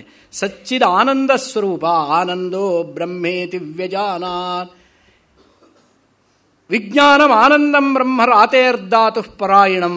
ಹಾಗೆ ತೈತ್ರಿಯೋಪನಿಷತ್ತಿನಲ್ಲಿ ಪಂಚಕೋಶಗಳ ವಿವರಣೆ ಮಾಡುವಾಗ ಕೊನೆಯಲ್ಲೇ ಹೇಳುವಂತಹ ಆ ಆನಂದಮಯ ಕೋಶದ ವಿವರಣೆಯನ್ನು ಮಾಡಿ ಆನಂತರದ ರಸಂಹ್ಯೇವಾಯಂ ಲಬ್ಧ್ವಾ ಆನಂದೀ ಭವತಿ, ಅಲ್ಲೂ ಕೂಡ ಆನಂದ ಶಬ್ದವನ್ನೇ ಹೇಳಿದ್ದಾರೆಯೇ ಹೊರತು ಸುಖೀ ಭವತಿ ಅಂತ ಹೇಳಿಲ್ಲ. ಸುಖ ಅನ್ನುವಂಥದ್ದೇನಿದ್ರೂ ಇಲ್ಲಿ. ಯಾಕೆ? ನಮಗಿಲ್ಲೂ ಸ್ವಲ್ಪ ಆನಂದ ಇದೆ. ಒಳ್ಳೆ ಹಸುವಾದಾಗ ಬಿಸಿಯಾದ ಊಟ ಸಿಕ್ಕಿದರೆ ಆನಂದವಾಗುತ್ತೋ ಇಲ್ಲವೋ? ಆನಂದವಾಗುತ್ತೆ. ಅಲ್ಪ ಸ್ವಲ್ಪ ಆನಂದ ಇದೆ. ಆ ಆನಂದ ಇಲ್ಲ ಅಂತಲ್ಲ, ಅಥವಾ ಆನಂದಕ್ಕೆ ಕಾರಕವಾದಂತಹ ಕರ್ಮಾದಿಗಳನ್ನು ನೀವು ಮಾಡಬೇಡಿ ಅಂತ ಇದು ನಿರುತ್ಸಾಹಪಡಿಸುವಂತಹ ವಿಚಾರವಲ್ಲ. ನಾವು ಮಾಡಿದ ಕರ್ಮದ ಫಲವಾಗಿ ಅನುಭವಿಸುವ ಆನಂದವನ್ನು ಅನುಭವಿಸುವುದಕ್ಕೆ ನಮಗೆ ಯಾವತ್ತೂ ಅಧಿಕಾರ ಹಕ್ಕು ಎರಡೂ ಇದ್ದೇ ಇದೆ. ಅದು ಅನುಭವಿಸಬೇಕು. ಆದರೆ ಅನುಭವಿಸುವಾಗ ಎಚ್ಚರಿಕೆ ಇರಬೇಕು ಅಷ್ಟೇ. ಈ ಆನಂದ ಶಾಶ್ವತವಲ್ಲ, ನಾನು ಇದನ್ನು ಕಳ್ಕೊಳ್ತೇನೆ, ಆದ್ದರಿಂದ ಅದಕ್ಕೆ ನಾನು ಮಾನಸಿಕವಾಗಿ ಸಿದ್ಧವಾಗಬೇಕು ಅನ್ನುವಂಥ ಪರಿಜ್ಞಾನ ಇರಬೇಕು. ಅದು ಮನುಷ್ಯನ ಬುದ್ಧಿವಂತಿಕೆ. ಅದು ವಿಜ್ಞಾನವಾನ್ ಭವತಿ ಅನ್ನುವಂಥದ್ದು. ಅಂತಹ ಬುದ್ಧಿವಂತನಾದರೆ ಅವನು ವಿಜ್ಞಾನವಾನ್. ಅದಕ್ಕೋಸ್ಕರವಾಗಿ ಎಷ್ಟು ವಿಜ್ಞಾನವಾನ್ ಭವತಿ ಸಮನಸ್ಕ ಸದಾ ಶುಚಿ ಸತು ತತ್ಪದಮಾಪ್ನೋತಿ ಯಸ್ಮಾತ್ ಭೂಯೋ ನ ಜಾಯತೆ. ಈಗ ಈ ರಥಿಯಾದಂಥ ಜೀವ ಹೋಗುವ ಸಂಸಾರ ಗಮನ ಮಾರ್ಗವನ್ನೆಲ್ಲ ಈ ರೀತಿಯಾಗಿ ಹೇಳಿ ಆಯಿತು. ಆನಂತರದಲ್ಲಿ ವಿಜ್ಞಾನ ಸಾರಥಿರ್ಯಸ್ತು ಮನಃಪ್ರಗ್ರ 9ನೇ ಮಂತ್ರ ಅಮ್ಮ. 9ನೇದು ಮೊದಲನೇ ಅಧ್ಯಾಯದ 3ನೇ ವಲ್ಲೆಯ 9ನೇ ಮಂತ್ರದ ಅರ್ಥ ಇದು. ವಿಜ್ಞಾನ ಸಾರಥಿರ್ಯಸ್ತು ಮನಃಪ್ರಗ್ರಹವಾನ್ನರಃ ಶೋಧ್ವನಃ ಪಾರಮಾಪ್ನೋತಿ ತದ್ವಿಷ್ಣೋ ಪರಮಂ ಪದಂ. ಯಾರು ಹಾಗೆ ಹೋಗ್ತಾನೆ ಅಂದರೆ ವಿಜ್ಞಾನ ಸಾರಥಿರ್ಯಸ್ತು, ಯಾರಿಗೆ ಇಂತಹ ವಿಜ್ಞಾನ ಅಂದರೆ ಸಂಸ್ಕೃತವಾದ ಬುದ್ಧಿ, ಸಂಸ್ಕೃತವಾದ ಬುದ್ಧಿ ಅಂದರೆ ಕನ್ನಡವಾದ ಬುದ್ಧಿ ಹೀಗಲ್ಲ, ಸಂಸ್ಕಾರಯುಕ್ತವಾದ ಬುದ್ಧಿ ಅಂತ. ಸಂಸ್ಕೃತ ಅನ್ನೋ ಶಬ್ದಕ್ಕೆ ಸಂಸ್ಕಾರಯುಕ್ತ ಅಂತ. ಅದಕ್ಕೋಸ್ಕರವಾಗಿ ಸಂಸ್ಕೃತ ಭಾಷೆಯಲ್ಲಿ ಆ ಒಂದು ಸಂಸ್ಕಾರ ವಿಶಿಷ್ಟವಾಗಿ ಇರೋದ್ರಿಂದಲೇ ಅದಕ್ಕೆ ಸಂಸ್ಕೃತ ಅಂತ ಹೇಳುವಂಥದ್ದು. ಅಂಥ ಭಾಷೆ ಜಗತ್ತಿನಲ್ಲಿ ಇನ್ನೊಂದು ಇಲ್ಲವೇ ಇಲ್ಲ, ನಿರ್ವಿವಾದ. ಯಾಕೆಂದರೆ ಅಲ್ಲಿ ಯಾವುದೂ ಅಸಂಸ್ಕೃತವಾದ ಪದಗಳಿಲ್ಲ. ಪ್ರತಿಯೊಂದು ಪದಕ್ಕೂ ಕೂಡ ಒಂದು ವ್ಯುತ್ಪತ್ತಿ ಅಂತ ಇರುತ್ತೆ. ವ್ಯುತ್ಪತ್ತಿ ಅಂತ ಆಗಬೇಕಾದ್ರೆ ಶಬ್ದ ಹುಟ್ಟುವಿಕೆಯ ಕ್ರಮ. ಹೇಗೆ ಶಬ್ದ ಹುಟ್ಟಿತು ಅಂತ ಕೇಳಿದರೆ ಧಾತು ಮೂಲಗಳು ಶಬ್ದಗಳು, ಧಾತುವಿನಿಂದಲೇ ಎಲ್ಲ ಶಬ್ದಗಳು ಹುಟ್ಟುವಂತಹದ್ದು ಅಂತ ವ್ಯಾಕರಣಶಾಸ್ತ್ರದ ನಿಯಮ. ಧಾತು ಮೂಲಕವಾಗಿ ಶಬ್ದ ಹುಟ್ಟೋದು. ಯಾವುದು ಅವ್ಯುತ್ಪನ್ನ ಪ್ರಾತಿಪದಿಕವೋ ಅಥವಾ ಡಿತ್ತದವಿತ್ತಾದಿ ಸಂಜ್ಞಾ ಮಾತ್ರ ರೂಪ ಶಬ್ದಗಳಿಗೆ ವ್ಯುತ್ಪತ್ತಿ ಇಲ್ಲ ಅನ್ನೋದು ಬಿಟ್ಟರೆ ಮತ್ತೆಲ್ಲ ಶಬ್ದವು ಧಾತು ಮೂಲವಾಗಿಯೇ ಉತ್ಪನ್ನವಾಗಿರುವಂಥವು. ಹಾಗಿರೋದ್ರಿಂದಲೇ ಅವುಗಳಿಗೆ ಬರುವಂತಹ ಪ್ರತ್ಯಯಗಳು ಇತ್ಯಾದಿಗಳಿಂದ ಸ್ವರೂಪವನ್ನು ಯಾವ ಅರ್ಥದಲ್ಲಿ ಯಾವ ಪ್ರತ್ಯಯ ಬಂದಿದೆ, ಆದ್ದರಿಂದ ಈ ಶಬ್ದ ಯಾವ ರೀತಿ ಸಂಸ್ಕಾರ ಹೊಂದಿ ಈ ರೂಪವನ್ನು ತಾಳಿದೆ. ನೀವು ಯಾವುದಾದ್ರೂ ಒಂದು ಪ್ರಾಡಕ್ಟ್, ಒಂದು ವಸ್ತುವನ್ನು ಉತ್ಪತ್ತಿ ಮಾಡಿದರೆ ಉತ್ಪತ್ತಿ ಮಾಡಿದ ಪದಾರ್ಥಕ್ಕೆ ನೀವು ಕೆಲವೊಂದಷ್ಟು ಸಂಸ್ಕಾರವನ್ನು ಮಾಡ್ತೀರಿ. ಉದಾಹರಣೆಗೆ ಪಾತ್ರೆ, ಸ್ಟೀಲ್ ಪಾತ್ರೆ ಆಗಲಿ ಅಥವಾ ಯಾವುದೇ ಪಾತ್ರೆಗಳಾಗಲಿ, ಪಾತ್ರೆಗಳನ್ನು ಉತ್ಪತ್ತಿ ಮಾಡುವಂತಹ ಕಾರ್ಖಾನೆಯಲ್ಲಿ ಹೋದಾಗ ಮೊದಲನೇದಾಗಿ ರಾ ಮೆಟೀರಿಯಲ್ ಏನಿರುತ್ತೆ, ಕಚ್ಚಾ ಪದಾರ್ಥ, ಅದನ್ನು ತಗೊಂಡು ಉತ್ಪತ್ತಿ ಮಾಡ್ತಾರೆ. ಉತ್ಪತ್ತಿ ಮಾಡಿದಂತೆ ಆ ಪಾತ್ರೆಯ ಆಕೃತಿ ಬಂದ್ಬಿಡ್ತು. ಈಗ ಅದರಲ್ಲಿ ಬೇಡದಿದ್ದ ಅಂಶಗಳು ಇದೆ, ಬೇಕಾದ ಅಂಶಗಳು ಈಗ ಇಲ್ಲ, ಅದು ಎರಡೂ ಇದೆ. ಆ ಬೇಡದಿದ್ದ ಅಂಶವನ್ನು ತೆಗಿತಾರೋ ಇಲ್ವೋ, ಪಾತ್ರೆಯನ್ನು ಮಾಡಿದಾಗ ಆ ಅಂಚಿನಲ್ಲಿ ಸ್ವಲ್ಪ ಹೆಚ್ಚು ಕಮ್ಮಿ ಆಗಿದ್ರೆ ಅದನ್ನೆಲ್ಲ ಸರಿ ಮಾಡ್ತಾರೆ. ಆನಂತರದಲ್ಲಿ ಅದರಲ್ಲಿ ಮಸುಕಾಗಿರುತ್ತೆ, ಆಮೇಲೆ ಪಾಲಿಶಿಂಗ್ ಅಂತ ಮಾಡ್ತಾರೆ. ಇದೆಲ್ಲ ಏನು? ಇದೇ ಸಂಸ್ಕಾರ. ಅದು ಸಂಸ್ಕಾರವಾದ ನಂತರ ಅದು ಸಂಸ್ಕೃತವಾದ ಪಾತ್ರೆ. ಅಂದರೆ ಗುಣಾಧಾನಂ ದೋಷ ಅಪನಯನಂ ವಾ ಸಂಸ್ಕಾರ ಅಂತ ಹೇಳಿ, ಗುಣವನ್ನು ಇಡೋದಾಗಲಿ ದೋಷವನ್ನು ಹೋಗಿಸೋದಾಗಲಿ ಇದು ಎರಡೂ ಸಂಸ್ಕಾರವೇ. ಪಾತ್ರೆಯನ್ನು ಉತ್ಪತ್ತಿ ಮಾಡಿದ ನಂತರ ಅದರಲ್ಲಿರುವ ದೋಷವನ್ನೆಲ್ಲ ಹೋಗಲಾಡಿಸಿಬಿಟ್ಟು, ಗುಣ ಅಂತ ಹೇಳಿದರೆ ಪಾಲಿಶ್ ಮಾಡಿದಾಗ ಪಳಪಳ ಅಂತ ಹೊಳೆಯುತ್ತೆ. ಹಾಗೆ ಹೊಳೆಯುವ ಹಾಗೆ ಮಾಡದೇ ಇದ್ರೆ ಯಾರು ತಗೊಳ್ತಾರೆ? ಅದು ಸಂಸ್ಕೃತವಾಯಿತು. ಹಾಗೆ ಸಂಸ್ಕೃತವಾದಾಗ ನೀವು ಆ ಪಾತ್ರೆಯನ್ನು ಬಯಸ್ತೀರಾ, ತಗೊಳ್ಳಿಕ್ಕೆ ಇಚ್ಛೆ ಪಡ್ತೀರಾ. ಇದು ಎಲ್ಲ ಪದಾರ್ಥಗಳಿಗೂ. ಕ್ಷೇತ್ರದಿಂದ ಧಾನ್ಯವನ್ನು ತರುವಾಗಲೂ ಅಷ್ಟೇ, ಭತ್ತವನ್ನು ತರ್ತೀರಾ, ಭತ್ತದಲ್ಲಿ ಬೇಡದಿದ್ದ ಹೊಟ್ಟು ಇತ್ಯಾದಿಗಳನ್ನು ಬೇರ್ಪಡಿಸ್ತೀರಾ, ಹುಲ್ಲನ್ನು ಬೇರ್ಪಡಿಸ್ತೀರಾ. ಸರಿಯಾದ ಭತ್ತವನ್ನು ಮಾತ್ರ, ಮಣ್ಣು ಕಲ್ಲು ಇತ್ಯಾದಿಗಳನ್ನು ಬೇರ್ಪಡಿಸಿ ಸರಿಯಾದ ಭತ್ತವನ್ನು ಮಾತ್ರ ತಗೊಳ್ತಾರೆ. ಅದು ಭತ್ತದ ಸಂಸ್ಕಾರ. ಹೀಗೆ ಸಂಸ್ಕಾರವಿಲ್ಲದೆ ಯಾವ ಪದಾರ್ಥವೂ ಜಗತ್ತಿನಲ್ಲಿ ಗ್ರಾಹ್ಯವಾಗೋದಿಲ್ಲ. ಮನುಷ್ಯನೂ ಅಷ್ಟೇ. ಅದಕ್ಕಾಗಿ ಮನುಷ್ಯನಿಗೆ 15 ಸಂಸ್ಕಾರ ಇದ್ದವನಿಗೆ ಮಾಡುವಂಥದ್ದು, 16ನೇದು ಹೋದವನಿಗೆ ಮಾಡುವಂಥ ಆ ಸಂಸ್ಕಾರವೇ. ಗರ್ಭಾಧಾನಾದಿ 15 ಸಂಸ್ಕಾರಗಳು ಕೂಡ ಮನುಷ್ಯನಿಗೆ ಬರುವಂತಹದ್ದು. ಅದಕ್ಕೋಸ್ಕರವಾಗಿ ಈ ಸಂಸ್ಕೃತವಾದ ಬುದ್ಧಿ ಎಲ್ಲರಿಗೂ ಇದೆ. ಆದರೆ ಆ ಬುದ್ಧಿ ಸಂಸ್ಕಾರವಾಗದೇ ಇದ್ದರೆ ಆ ಬುದ್ಧಿ ಇದ್ದಿದ್ದು ಪ್ರಯೋಜನಕ್ಕೆ ಬರೋದಿಲ್ಲ. ಬುದ್ಧಿ ಎಲ್ಲರಿಗೂ ಇದೆ, ಅದನ್ನು ಸರಿಯಾದ ಮಾರ್ಗದಲ್ಲಿ ಉಪಯೋಗಿಸಬೇಕು. ನಾವು ಎಷ್ಟೋ ಜನ ಹೇಳೋದನ್ನು ಕೇಳಿದ್ರೆ ಅವನು ತುಂಬ ಬುದ್ಧಿವಂತ, ಹೌದು, ಆದರೆ ಅದನ್ನು ಸರಿಯಾಗಿ ಉಪಯೋಗಿಸ್ತಿಲ್ಲ, ಸರಿಯಾದ ದಾರಿಗೆ ಹೋಗ್ತಾ ಇಲ್ಲ ಅಂತೀವಿ. ಏನು ಹಂಗಂದ್ರೆ? ಸರಿಯಾದ ದಾರಿಗೆ ಹೋಗ್ತಿಲ್ಲ ಅಂದರೆ ಆ ಬುದ್ಧಿ ಸಂಸ್ಕೃತವಾಗಿಲ್ಲ. ಸರಿಯಾದದ್ದು ಯಾವುದು ತಪ್ಪು ಯಾವುದು ಅಂತ ಅವನಿಗಿನ್ನೂ ಗೊತ್ತಾಗಿಲ್ಲ. ಗೊತ್ತಾದರೆ ಆವಾಗ ಅವನಿಗೆ ಆ ಸಂಸ್ಕಾರ ಬಂದಿದೆ ಅಂತ ಅರ್ಥ. ಹಾಗೆ ವಿಜ್ಞಾನ ಸಾರಥಿಯಸ್ತು, ಸುಸಂಸ್ಕೃತವಾದ ಬುದ್ಧಿ ಉಳ್ಳಂತಹ ಜೀವನಿಗೆ ವಿಜ್ಞಾನ ಸಾರಥಿ, ವಿಜ್ಞಾನಮೇವ ಸಾರಥಿ ಯಸ್ಯ ಸಹ ಅನ್ನುವಂಥದ್ದು ವಿವರಣೆ. ಆ ಸಂಸ್ಕೃತವಾದ ಬುದ್ಧಿಯೇ ಸಾರಥಿ ಉಳ್ಳ ರಥಿ ಯಾರಿದ್ದಾನೋ, ಮನಃಪ್ರಗ್ರಹವಾನ್ ನರಹ, ಮನಸ್ಸೇ ಪ್ರಗ್ರಹ ಸ್ಥಾನೀಯವಾಗಿ, ಪ್ರಗ್ರಹ ಅಂತ ಹೇಳಿದರೆ ಕುದುರೆಯನ್ನು ನಿಯಂತ್ರಿಸುವ ಹಗ್ಗ, ಆ ರೀತಿಯಾಗಿ ಬುದ್ಧಿಯ ಕೈಯಲ್ಲಿ ಮನಸ್ಸಿರಬೇಕು, ಮನಸ್ಸಿನ ಕೈಯಲ್ಲಿ ಬುದ್ಧಿ ಇರಬಾರ್ದು. ಮನಸ್ಸಿಗೆ ಬುದ್ಧಿ ಅಧೀನವಾದರೆ ಮನಸ್ಸು ಬುದ್ಧಿಯನ್ನು ಎಲ್ಲೋ ಎಳ್ಕೊಂಡು ಹೋಗುತ್ತೆ. ಅದೇ ಆಗ್ತಾ ಇರೋದು ಹೆಚ್ಚಾಗಿ. ಬುದ್ಧಿಯ ಕೈಯಲ್ಲಿ ಮನಸ್ಸು ಕೊಟ್ಟರೆ ಮನಸ್ಸು ಬುದ್ಧಿ ಹೇಳಿದ ಹಾಗೆ ಕೇಳುತ್ತೆ. ಆವಾಗ ಮನಃಪ್ರಗ್ರಹವಾನ್ ನರಹ, ಇಂಥ ರಥಿ ಜೀವನಿದ್ರೆ ಸಹ ಅಧ್ವನ ಪಾರಮಾಪ್ನೋತಿ, ಅವನು ಹೋಗಬೇಕಾದ ಗಮ್ಯಕ್ಕೆ ಹೋಗಿ ಸೇರಿಯೇ ಸೇರ್ತಾನೆ. ಅಧ್ವನಃ ಪಾರಂ, ಅಧ್ವ ಅಂದರೆ ಮಾರ್ಗ, ಮಾರ್ಗದ ಪಾರ ಅಂತ ಹೇಳಿದರೆ ಗಮ್ಯವಾದ ಸ್ಥಾನ. ಮಾರ್ಗಗಳೆಲ್ಲ ಎಲ್ಲೋ ಒಂದು ಕಡೆ ಹೋಗಿ ಸೇರಬೇಕು ತಾನೆ. ಹಾಗೆ ಈ ಮಾರ್ಗವೂ ಕೂಡ ಅವನನ್ನು ಗಮ್ಯ ಪ್ರದೇಶಕ್ಕೆ ಕರೆದುಕೊಂಡು ಹೋಗ್ತವೆ. ಅದು ಯಾವುದು ಅಂತ ಕೇಳಿದರೆ ತದ್ವಿಷ್ಣೋ ಪರಂ ಪದಂ, ವಿಷ್ಣು ಸಾಯುಜ್ಯ. ವಿಷ್ಣು ವಿಷ್ಣು ಅಂತ ಹೇಳಿದ ಮಾತ್ರಕ್ಕೆ ಇಲ್ಲಿ ಶಂಖಚಕ್ರ ಗದಾಧಾರಿನೂ ಅರ್ಥ ಅಲ್ಲ. ಇಲ್ಲಿ ವ್ಯಾಪಕತ್ವಾದ್ ವಿಷ್ಣು, ವಿಷ್ಣು ಶಬ್ದಕ್ಕೆ ವ್ಯಾಪಕ, ಪರಮಾತ್ಮ ಅನ್ನುವಂಥದ್ದು ತತ್ವ ಸರ್ವವ್ಯಾಪಕ, ಯೂನಿವರ್ಸಲ್, ಅಂದರೆ ಎಲ್ಲ ಕಡೆಯಲ್ಲೂ ಇರುವಂಥದ್ದು. ಅದು ಇಲ್ಲದಿರುವ ಒಂದು ದೇಶವಿಲ್ಲ, ಒಂದು ಕಾಲವಿಲ್ಲ, ಅಪರಿಚ್ಛಿನ್ನವಾದಂತಹ ಸ್ವರೂಪ. ಅದು ವಿಷ್ಣೋ ಪರಮಂ ಪದಂ. ಇಂದ್ರಿಯೇಭ್ಯ ಪರಾಹ್ಯರ್. ಈವಾಗ ಯಾವ ಒಂದು ವಿಷ್ಣುವಿನ ಪದವನ್ನು ಪಡೆಯಬೇಕೋ ಅಲ್ಲಿ ಆ ಪದವನ್ನು ಪಡೆಯಬೇಕಾದರೆ ಹೇಗೆ, ಏನು ಮಾಡಬೇಕು? ಇಂದ್ರಿಯೇಭ್ಯ ಪರಾಹ್ಯರ್ಥ ಅರ್ಥೇಭ್ಯಶ್ಚ ಪರಂ ಮನಃ, ಮನಸಸ್ತು ಪರಾ ಬುದ್ಧಿ, ಬುದ್ಧೇರಾತ್ಮ ಮಹಾನ್ ಪರಃ. ಮಹತಃ ಪರಮವ್ಯಕ್ತಂ ಅವ್ಯಕ್ತಾತ್ ಪುರುಷಃ ಪರಃ, ಪುರುಷಾನ್ನ ಪರಂ ಕಿಂಚಿತ್ ಸಾಕಾಷ್ಠ ಸಾ ಪರಾಗತಿ. ಅಲ್ಲಿವರೆಗಿದೆ ಹೋಗುವ ಮಾರ್ಗ. ಇಂದ್ರಿಯೇಭ್ಯ ಪರಾಹ್ಯರ್ಥ, ನಾವು ಸೂಕ್ಷ್ಮವಾದದ್ದು, ಸೂಕ್ಷ್ಮತರವಾದದ್ದು, ಸೂಕ್ಷ್ಮ ಸಮವಾದದ್ದು, ಸೂಕ್ಷ್ಮ ತಮವಾದದ್ದು, ಸೂಕ್ಷ್ಮ ತಮವಾದದ್ದು, ಕೊನೆಗಿರುವಂಥದ್ದು ಪರಮಾತ್ಮ ತತ್ವ, ಅತ್ಯಂತ ಸೂಕ್ಷ್ಮವಾದದ್ದು. ಅಲ್ಲಿಯವರೆಗೆ ಹೋಗಬೇಕಾದ್ರೆ ಸ್ಥೂಲದಿಂದ ಆರಂಭಿಸಿ ಹೋಗಬೇಕು. ಈಗ ಸ್ಥೂಲದಲ್ಲಿ ಅಂದರೆ ನಾವು ಶರೀರವೇ ಸ್ಥೂಲವಾದದ್ದು. ಆ ಶರೀರಕ್ಕಿಂತಲೂ ಸೂಕ್ಷ್ಮವಾದದ್ದು ಅಂದರೆ ಇಂದ್ರಿಯಗಳು. ಇಂದ್ರಿಯಗಳೆಲ್ಲರಿಗೂ ಇದೆ ತಾನೆ, ಪಂಚ ಇಂದ್ರಿಯಗಳು. ನೀವು ನೋಡಿದ್ದೀರ ಆ ಇಂದ್ರಿಯಗಳನ್ನು? ಯಾರಾದರೂ ಒಬ್ಬರು ಚಕ್ಷುರಿಂದ್ರಿಯವನ್ನು ತೋರಿಸಿ ನೋಡೋಣ. ತೋರಿಸೋಕ್ಕೆ ಸಾಧ್ಯವಿಲ್ಲ. ಯಾಕೆಂದರೆ ಇಂದ್ರಿಯಂ ಅತೀಂದ್ರಿಯಂ ಅಂತ ಸಿದ್ಧಾಂತ. ಇಂದ್ರಿಯ ಗೋಚರವಲ್ಲ. ಯಾರಿಗೆ ಯಾವುದು ಅದೆಲ್ಲ ಬೇಡಪ್ಪ, ಚರ್ಮ ಇದೆ, ಇಲ್ಲಿ ಸ್ಪರ್ಶೇಂದ್ರಿಯ, ಸ್ಪರ್ಶ ಅನ್ನುವಂಥದ್ದು ಒಂದು ಗುಣ ಇದೆಯಲ್ಲ, ತ್ವಗಿಂದ್ರಿಯ ಎಲ್ಲಿದೆ ಇದರಲ್ಲಿ? ಆ ಇಂದ್ರಿಯವನ್ನು ತೋರಿಸಿ. ನಮಗೆ ಕಾಣೋದು ಚರ್ಮ. ಪ್ಯಾರಲೈಸ್ ಅಟ್ಯಾಕ್ ಆದವನಿಗೆ ಇಲ್ಲಿ ಮುಟ್ಟಿದ್ರೆ ಏನು ಗೊತ್ತಾಗೋದಿಲ್ಲ. ಚರ್ಮ ಅಲ್ಲಿಗೆ ತ್ವಗಿಂದ್ರಿಯವಲ್ಲ. ಇಂದ್ರಿಯ ಅನ್ನುವಂಥದ್ದು ಅತೀಂದ್ರಿಯ. ಹಾಗೆ ಎಲ್ಲ ಇಂದ್ರಿಯಗಳು ಅಷ್ಟೇ ಅತೀಂದ್ರಿಯ. ಅದನ್ನು ನೋಡ್ಲಿಕ್ಕೆ, ಆದ್ದರಿಂದ ಇಂದ್ರಿಯಕ್ಕಿಂತ ಶರೀರಕ್ಕಿಂತ ಇಂದ್ರಿಯಗಳು ಸೂಕ್ಷ್ಮವಾದದ್ದು. ಆ ಇಂದ್ರಿಯಕ್ಕಿಂತ ಅರ್ಥಾಹ ವಿಷಯಾಹ ಶಬ್ದಸ್ಪರ್ಶ ರೂಪರಸಗಂಧಾದಿಗಳು ಇನ್ನೂ ಸೂಕ್ಷ್ಮ. ಯಾಕೆಂದರೆ ಈ ಸೂಕ್ಷ್ಮವಾದ ಇಂದ್ರಿಯಗಳಿಂದ ಗ್ರಹಿಸಲ್ಪಡೋದ್ರಿಂದ ಅವು ಇನ್ನೂ ಸೂಕ್ಷ್ಮ.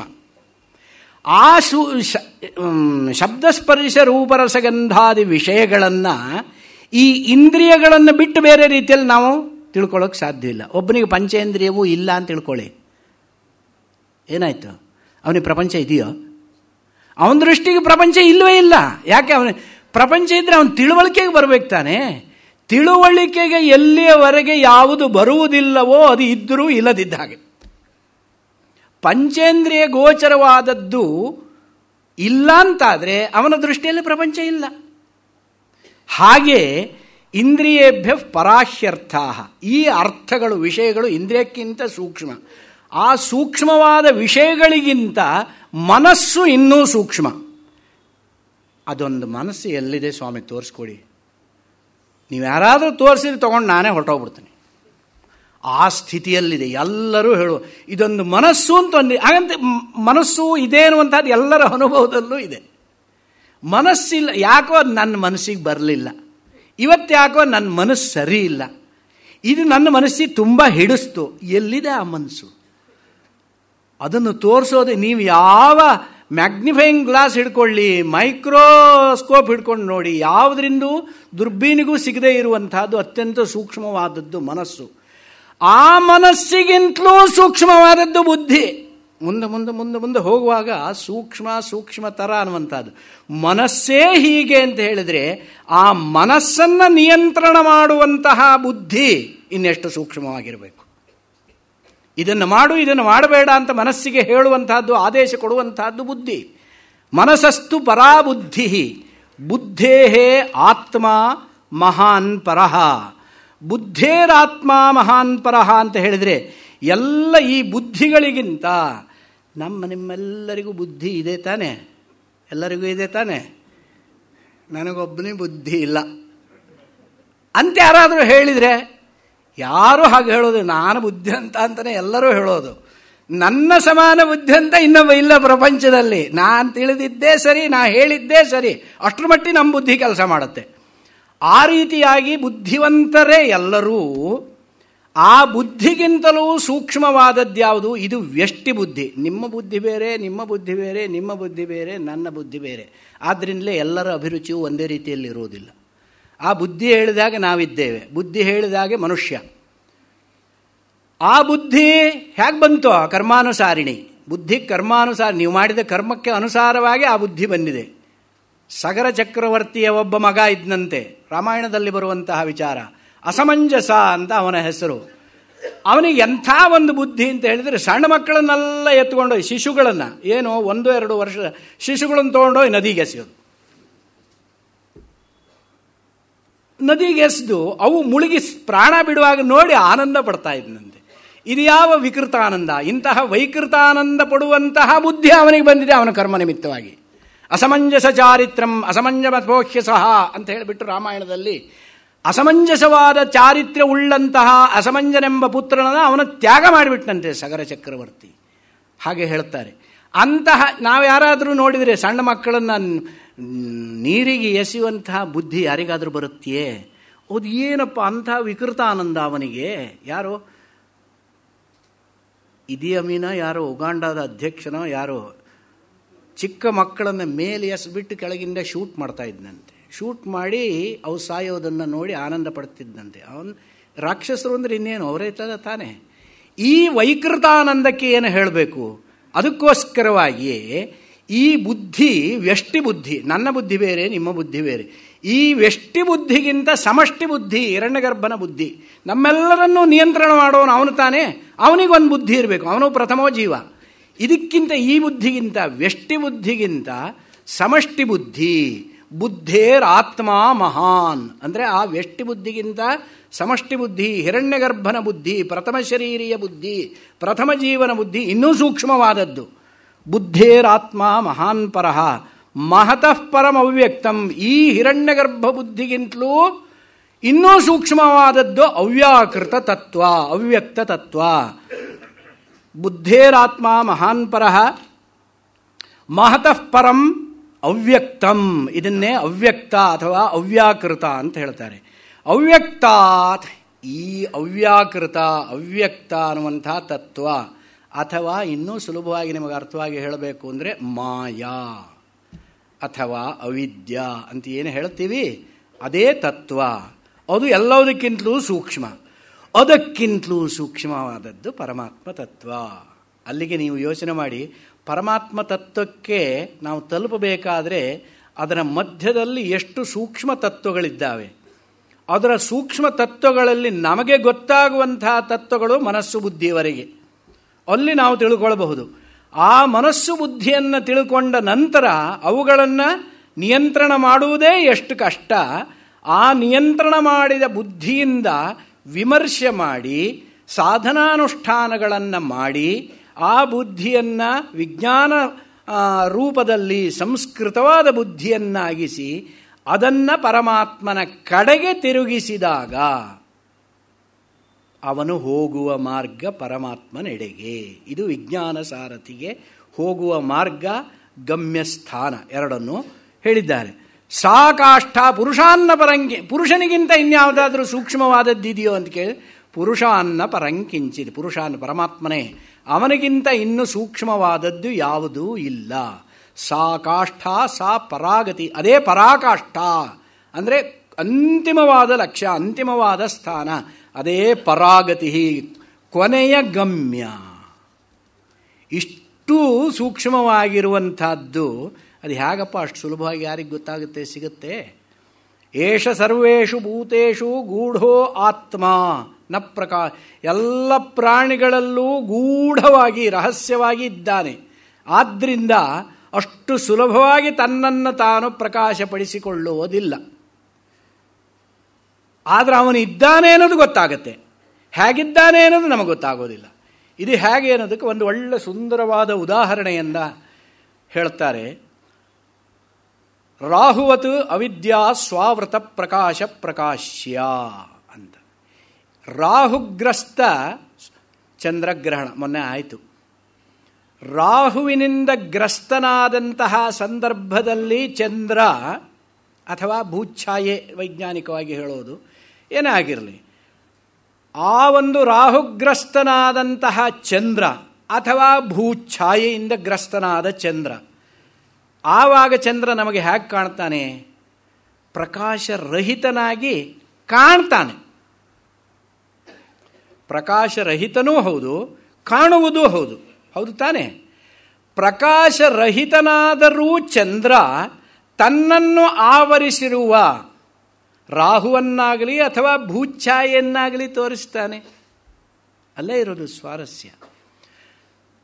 ಸ್ವಯಂ ಪ್ರಕಾಶ ರೂಪದಲ್ಲಿರುವಂತಹದ್ದು ತನ್ನ ಸಂಬಂಧಕ್ಕೆ ಬಂದಿದ್ದನ್ನು ಎಲ್ಲವನ್ನೂ ಪ್ರಕಾಶಪಡಿಸುತ್ತೆ ಎನ್ನುವಂತಹದ್ದು ಪ್ರಕಾಶದ ಧರ್ಮ. ಹಾಗೆ ಆ ಪ್ರಕಾಶವನ್ನೇ ಆವರಿಸಿ ಇರುವಂತಹ ತಮಸ್ಸು, ಛಾಯಾ ಅಂದರೆ ತಮಸ್ಸು, ಅದನ್ನೂ ಪ್ರಕಾಶಪಡಿಸ್ತಾನೆ. ರಾಹು ಚಂದ್ರನನ್ನು ಹಿಡ್ಕೊಂಡಾಗ ನಮಗೆ ಕಾಣ್ತಾನೆಯೇ ಹೊರತು ಅದಿಲ್ಲದ ಸಂದರ್ಭದಲ್ಲಿ ರಾಹುವನ್ನು ತೋರಿಸಿ ಯಾರಾದರೂ? ರಾಹು ಆಗಲಿ ಕೇತು ಆಗಲಿ ಇಲ್ಲ. ಅದಕ್ಕೋಸ್ಕರವಾಗಿ ಜ್ಯೋತಿಷ್ಶಾಸ್ತ್ರದಲ್ಲಿ ಪ್ರಧಾನವಾಗಿ ಹೇಳೋದು 7 ಗ್ರಹಗಳು. ಈ 2 ಗ್ರಹಗಳು ರಾಹು ಕೇತು ಅನ್ನುವಂಥದ್ದು ಛಾಯಾಗ್ರಹಗಳು. ಈಗಿನ ಕಾಲದ ರಾಹುಕೇತುಗಳಲ್ಲ. ಈಗಿನ ಕಾಲದ ರಾಹುಕೇತುಗಳಿಗೆ ಅರ್ಥವನ್ನೇ ಬೇರೆ ಮಾಡಿದ್ದಾರೆ. ಯಾರಾದರೂ ಮದುವೆ ಮಾಡಬೇಕು ಅಂದರೆ ಅವ್ರ ಮನೆಯಲ್ಲಿ ರಾಹುಕೇತು ಇದ್ದಾರೋ ಅವ್ರ ಮನೆಗೆ ಹೆಣ್ಣು ಕೊಡೋಲ್ಲ ಅಂತಾರೆ. ಆ ಸ್ಥಿತಿಗೆ ಬಂದು ಹೋಗಿದೆ. ಆ ರಾಹುಕೇತು ಅಲ್ಲ, ಈ ರಾಹುಕೇತುಗಳು ಜ್ಯೋತಿಷ್ಶಾಸ್ತ್ರದಲ್ಲೂ ಕೂಡ ಸ್ವತಂತ್ರ ಗ್ರಹ ರೂಪದಲ್ಲಿಲ್ಲ. ಯಾಕೆಂದರೆ ಛಾಯಾ ಯಾವತ್ತೂ ಸ್ವತಂತ್ರವಾಗಿರೋದಿಲ್ಲ.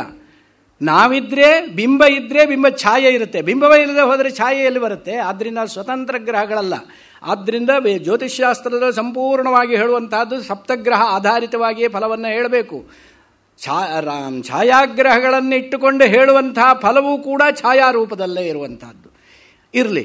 ಹಾಗೆ ಈ ಒಂದು ಸೂಕ್ಷ್ಮವಾದಂಥ ಆತ್ಮತತ್ವ ಎಲ್ಲ ಜೀವಿಗಳ ಹೃದಯ ಗುಹೆಯಲ್ಲಿ ಇದ್ದರೂ ಕೂಡ ಸುಲಭವಾಗಿ ಪ್ರಕಾಶವಾಗೋದಿಲ್ಲ. ಮತ್ತು ಹೇಗೆ ಪ್ರಕಾಶವಾಗುತ್ತೆ? ಸುಲಭವಾಗಿ ಪ್ರಕಾಶವಾಗಿಬಿಟ್ರೆ ಎಲ್ಲರೂ ಮುಕ್ತರಾಗ್ತಿದ್ರಲ್ಲ. ಆವಾಗ ಜ್ಞಾನಿಗಳಿಗೂ ಅಜ್ಞಾನಿಗಳಿಗೂ ಏನು ವ್ಯತ್ಯಾಸ? ಜ್ಞಾನಿಗಳಿಗೆ ಬೆಲೆ ಬರೋದು ಯಾವಾಗ? ಅಜ್ಞಾನಿಗಳಿದ್ರೇನೆ. ರತ್ನಕ್ಕೆ ಬೆಲೆ ಬರೋದು ಯಾವಾಗ? ಕಲ್ಲುಗಳಿದ್ದಾಗ ರತ್ನಕ್ಕೆ ಬೆಲೆ. ಕಲ್ಲುಗಳು ಯಾವುದೂ ಇಲ್ಲ ಅಂತ ಇಟ್ಕೊಳ್ಳಿ, ರತ್ನಕ್ಕೆ ಯಾರು ಬೆಲೆ ಕೊಡ್ತಾರೆ? ಯಾರು ಬೆಲೆ ಕೊಡೋದಿಲ್ಲ. ಹಾಗೆ ಈ ಒಂದು ಆತ್ಮಸ್ವರೂಪವನ್ನು ಎಲ್ಲರಿಗೂ ತಿಳಿಯೋದಕ್ಕಾಗೋದಿಲ್ಲ. ಮತ್ತೆ ಹಾಗೆ ದೃಶ್ಯತೆ ತ್ವಗ್ರ್ಯಯ ಬುದ್ಧಿಯ. ಅಗ್ರ್ಯಾ ಬುದ್ಧಿರ್ನಾಮ ಸೂಕ್ಷ್ಮ ಬುದ್ಧಿ, ಸೂಕ್ಷ್ಮ ಬುದ್ಧಿರ್ನಾಮ ಸಂಸ್ಕೃತ ಬುದ್ಧಿ. ಸಂಸ್ಕಾರ ವಿಶಿಷ್ಟವಾದಂತಹ ಬುದ್ಧಿ ಉಳ್ಳವನಿಗೆ ಮಾತ್ರ ಅದನ್ನು ತಿಳಿಯುವುದಕ್ಕೆ ಸಾಧ್ಯ. ಆ ಒಂದು ಆತ್ಮತತ್ವವನ್ನು ತಿಳಿಯಬೇಕಾದರೆ ಮೊದಲನೇ ಸೋಪಾನ ಅಂದರೆ ಪ್ರಾಪಂಚಿಕ ವಿಷಯದಲ್ಲಿ ವೈರಾಗ್ಯ ಬರೋದು. ಅದು ಅಷ್ಟು ಸುಲಭವಾಗಿ ಬರುತ್ತೋ? ನಮಗೆ ಒಂದೊಂದು ಸಾರಿ ಅಜೀರ್ಣವಾದಾಗ ಎಷ್ಟೋ ತಿಂಡಿ ಪದಾರ್ಥಗಳ ಮೇಲೆ ವೈರಾಗ್ಯ ಬಂದಿರುತ್ತೆ. ಇನ್ನು ಮೇಲೆ ಇದನ್ನು ನಾನು ಮುಟ್ಟೋದಿಲ್ಲ. ಒಂದು ವಾರ ಬಿಡ್ತಾನೆ, ಮತ್ತೆ ಮತ್ತೊಂದು ದಿವಸ ಆ ತಿಂಡಿ ಮಾಡೆ ಅಂತ ಹೇಳಿಬಿಟ್ಟು ಹೆಂಡತಿಗೆ ಹೇಳೋದು. ಯಾಕೆ? ನಾಲಿಗೆ ಇವತ್ತು ಯಾಕೋ ಕೇಳ್ತಾ ಇಲ್ಲ, ಏನಾದರೂ ಹೊಸದು ಬೇಕು. ವೈರಾಗ್ಯ ಅನ್ನುವಂಥದ್ದು ಅಷ್ಟು ಸುಲಭವಾಗಿ ಬರೋದಿಲ್ವಂತೆ. ಅದಕ್ಕೋಸ್ಕರವಾಗಿ ಹೇಳ್ತಾರೆ, ಅಭಾವ ವೈರಾಗ್ಯ, ಸ್ಮಶಾನ ವೈರಾಗ್ಯ, ಪ್ರಸವ ವೈರಾಗ್ಯ ಅಂತ 3 ವಿಧವಾದ ವೈರಾಗ್ಯ. ಈ ವೈರಾಗ್ಯ ದೃಢವಾಗಿ ಬಂದುಬಿಟ್ರೆ ಮುಕ್ತನಾಗಿಯೇ ತೀರ್ತಾನೆ. ಆದರೆ ಆ ದೃಢವಾದ ವೈರಾಗ್ಯ, ಅಭಾವ ವೈರಾಗ್ಯ ಗೊತ್ತಿರಬೇಕು. ನನ್ನ ಕೈಲಿ ದುಡ್ಡಿಲ್ಲ, ಹೆಚ್ಚಿಗೆ ಬೆಂಚ್ ಕಾರ್ ತಗೋಬೇಕು ಅಂತ ಆಸೆ ಇದೆ, ಆದರೆ ದುಡ್ಡಿಲ್ಲ. ಆದ್ದರಿಂದ ಆ ಬೆಂಚ್ ಕಾರೆಲ್ಲ ನನಗೆ ಇಷ್ಟ ಇಲ್ಲಪ್ಪ, ನನಗೇನಿದ್ರು ಸಣ್ಣ ಕಾರ್ ಇದ್ದರೆ ಸಾಕು, ಮಾರುತಿ 800, ಜಾಗನೂ ಕಮ್ಮಿ ಸಾಕು, ಕಮ್ಮಿ ರೇಟು, ಮೈಲೇಜ್ ಜಾಸ್ತಿ. ಇಷ್ಟೆಲ್ಲ ಇರುವಾಗ ಜಾಸ್ತಿ ರೇಟ್ ಕೊಟ್ಟು ಕಮ್ಮಿ ಮೈಲೇಜ್ ಇರುವ ಈ ಒಂದು ದೊಡ್ಡ ಜಾಗವನ್ನು ತಿನ್ನುವ ಆ ಬೆಂಚ್ ಕಾರ್ ಯಾಕ್ರಿ ಬೇಕು? ನಾನು ಅದಕ್ಕೋಸ್ಕರ ಮಾರುತಿ 800 ತಗೊಳ್ಳೋದು. ಇದು ಅವನು ಹೇಳ್ತಾನೆ. ಇದು ಅಭಾವ ವೈರಾಗ್ಯ, ಅದನ್ನು ಮುಚ್ಚಿ ಹೇಳುವಂಥದ್ದು ಇದು. ಇನ್ನು ಶ್ಮಶಾನ ವೈರಾಗ್ಯ. ಶ್ಮಶಾನ ವೈರಾಗ್ಯ ಅಂತ ಹೇಳಿದ್ರೆ, ಯಾರಾದರೂ ಮನೆಯಲ್ಲಿ ತೀರ್ಕೊಂಡ್ಬಿಟ್ರು ಅಂದರೆ ಆವಾಗ ಏನೆಲ್ಲ ಈ ಕಡೆ ನಮ್ಮ ಕಡೆ ಎಲ್ಲ ಅಳ್ತೀವಲ್ಲ, ಇಲ್ಲೆಲ್ಲ ಸೌತ್ ಇಂಡಿಯಾದಲ್ಲಿ, ಕಾಶಿಯಲ್ಲಿ ಹೋದರೆ ಯಾರೂ ಅಳೋದಿಲ್ಲ. ರಾಮನಾಮ ಸತ್ಯ ಹೇ, ರಾಮನಾಮ ಸತ್ಯ ಹೇ, ರಾಮನಾಮ ಸತ್ಯ ಹೇ ಅಂತ ಹೇಳ್ಕೊಂಡು ತಗೊಂಡು ಹೋಗ್ತಾರೆ. ನೋಡಿ, ಆ ಸಂದರ್ಭದಲ್ಲಿ ಅವರು ಅದೊಂದು ರಾಮಧ್ಯಾನ ಮಾಡ್ತಾರೆ. ನಮ್ಮಲ್ಲಿ ಅತ್ಕೋತ ಹೋಗ್ತಾರೆ. ಆಮೇಲೆ ಹೇಳಬಾರ್ದು, ಆ ಶವಕ್ಕೆ ಹೂವನ್ನು ಎರಚಿಕೊಂಡು ಹೋಗುವಂಥದ್ದು. ಹೂವು ಎರಡು ರೀತಿಯಾಗಿದ್ದಾಗ ಮಾತ್ರ ಹೂವಿಗೆ ಸಾರ್ಥಕ್ಯ. ಒಂದು ಮುಡಿಯನ್ನೇರಬೇಕು, ಇಲ್ಲ ಗುಡಿಯನ್ನೇ ಇರಬೇಕು. ಇವೆರಡಕ್ಕೂ ಬರದೇ ಇರುವಂತಹ ಹೂವು ಅದರ ಜನ್ಮ ನಿರರ್ಥಕ ಅಂತ ಹೇಳ್ತಾರೆ. ಶವಕ್ಕೆ ಹಾಕಬಾರ್ದು. ಯಾಕೆ ಅಂದರೆ ಶವಕ್ಕೆ ಹೂವನ್ನು ಹಾಕುವಂತಹದ್ದು ಧರ್ಮಶಾಸ್ತ್ರ ವಿರುದ್ಧವಾದದ್ದು. ದೇವತೆಗಳಿಗೆ ತಾನೇ ಹಾಕಬೇಕಾದ್ದು ಹೂವು. ಅದಕ್ಕೋಸ್ಕರವಾಗಿಯೇ ಶವಕ್ಕೆ ಹಾಕುವುದಕ್ಕೆ ಅಂತಲೇ ಹೂ ಬೇರೆ ಇದೆ. ಚೆಂಡು ಹೂವು ಅಂತಿದೆ ನೋಡಿ. ಚೆಂಡು ಹೂವನ್ನು ದೇವರಿಗೆ ಮುಡಿಸಬಾರದು. ಯಾರೂ ಸ್ತ್ರೀಯರು ಅದನ್ನು ಮುಡಿಯಲೂಬಾರದು. ಅದು ಅದಕ್ಕಾಗಿಯೇ ಇರುವಂಥದ್ದು. ಅಲಂಕಾರಕ್ಕೆ ಅದನ್ನು ಉಪಯೋಗಿಸಬಾರದು, ದೇವಪೂಜೆಗೆ ಅದನ್ನು ಉಪಯೋಗಿಸಬಾರದು. ಅದೆಲ್ಲ ಬಿಟ್ಟು ದೇವಪೂಜೆಗೆ ಉಪಯೋಗಿಸುವ ಹೂವನ್ನು ಶವಕ್ಕೆ ಹಾಕಿದರೆ ಎಷ್ಟು ಅಪಚಾರ ಅದು. ಆ ಒಂದು ಶವವನ್ನು ಎತ್ತುಕೊಂಡು ಹೋದಾಗ ಅಲ್ಲಿ ಆ ಒಂದು ಸ್ಮಶಾನದಲ್ಲಿ ಮಾತನಾಡಿಕೊಳ್ಳುವವರ ಮಾತು ಹೇಗಿರುತ್ತೆ ಅಂತ ಕೇಳಿದರೆ, ನೋಡಿ ಎಷ್ಟು ಕಷ್ಟಪಟ್ಟು ಮನೆಯ ಮಠ ಎಲ್ಲ ಸಂಪಾದನೆ ಮಾಡಿದ, ಕೊನೆಗಾಲದಲ್ಲಿ 4 ದಿವಸ ಸುಖವಾಗಿ ಬಾಳುವ ಯೋಗ ಅವನಿಗಿಲ್ಲ. ಎಲ್ಲ ಇಷ್ಟೇ ರೀ ಜೀವನ ಅಂದರೆ. ಜೀವನದಲ್ಲಿ ಸ್ವಾರಸ್ಯ ಏನೂ ಇಲ್ಲ ರೀ. ಸುಖ ಇದೆ ಎಂದು ನಾವು ಹೇಳ್ತೇವೆ, ಸುಖ ಎಲ್ಲೂ ಇಲ್ಲ. ಸುಖದ ಭ್ರಾಂತಿ. ಆವಾಗ ತತ್ವ ಸಾಕ್ಷಾತ್ಕಾರ ಆಗಿರ್ತೀವಿ ರೀ. ಆ ತತ್ವ ಸಾಕ್ಷಾತ್ಕಾರವಾಗಿದ್ದು ಅದಕ್ಕೆ ಗರುಡ ಪುರಾಣದಲ್ಲಿ ಹೇಳ್ತಾರೆ, ಆವಾಗ ಬಂದಿರುವ ವೈರಾಗ್ಯ ನಿಜವಾದ ವೈರಾಗ್ಯ. ಎಷ್ಟು ಹೊತ್ತಿರುತ್ತೆ? ಅಲ್ಲಿಂದ ವಾಪಸ್ ಮನೆಗೆ ಹೊರಡುವವರೆಗೆ ಮಾತ್ರ.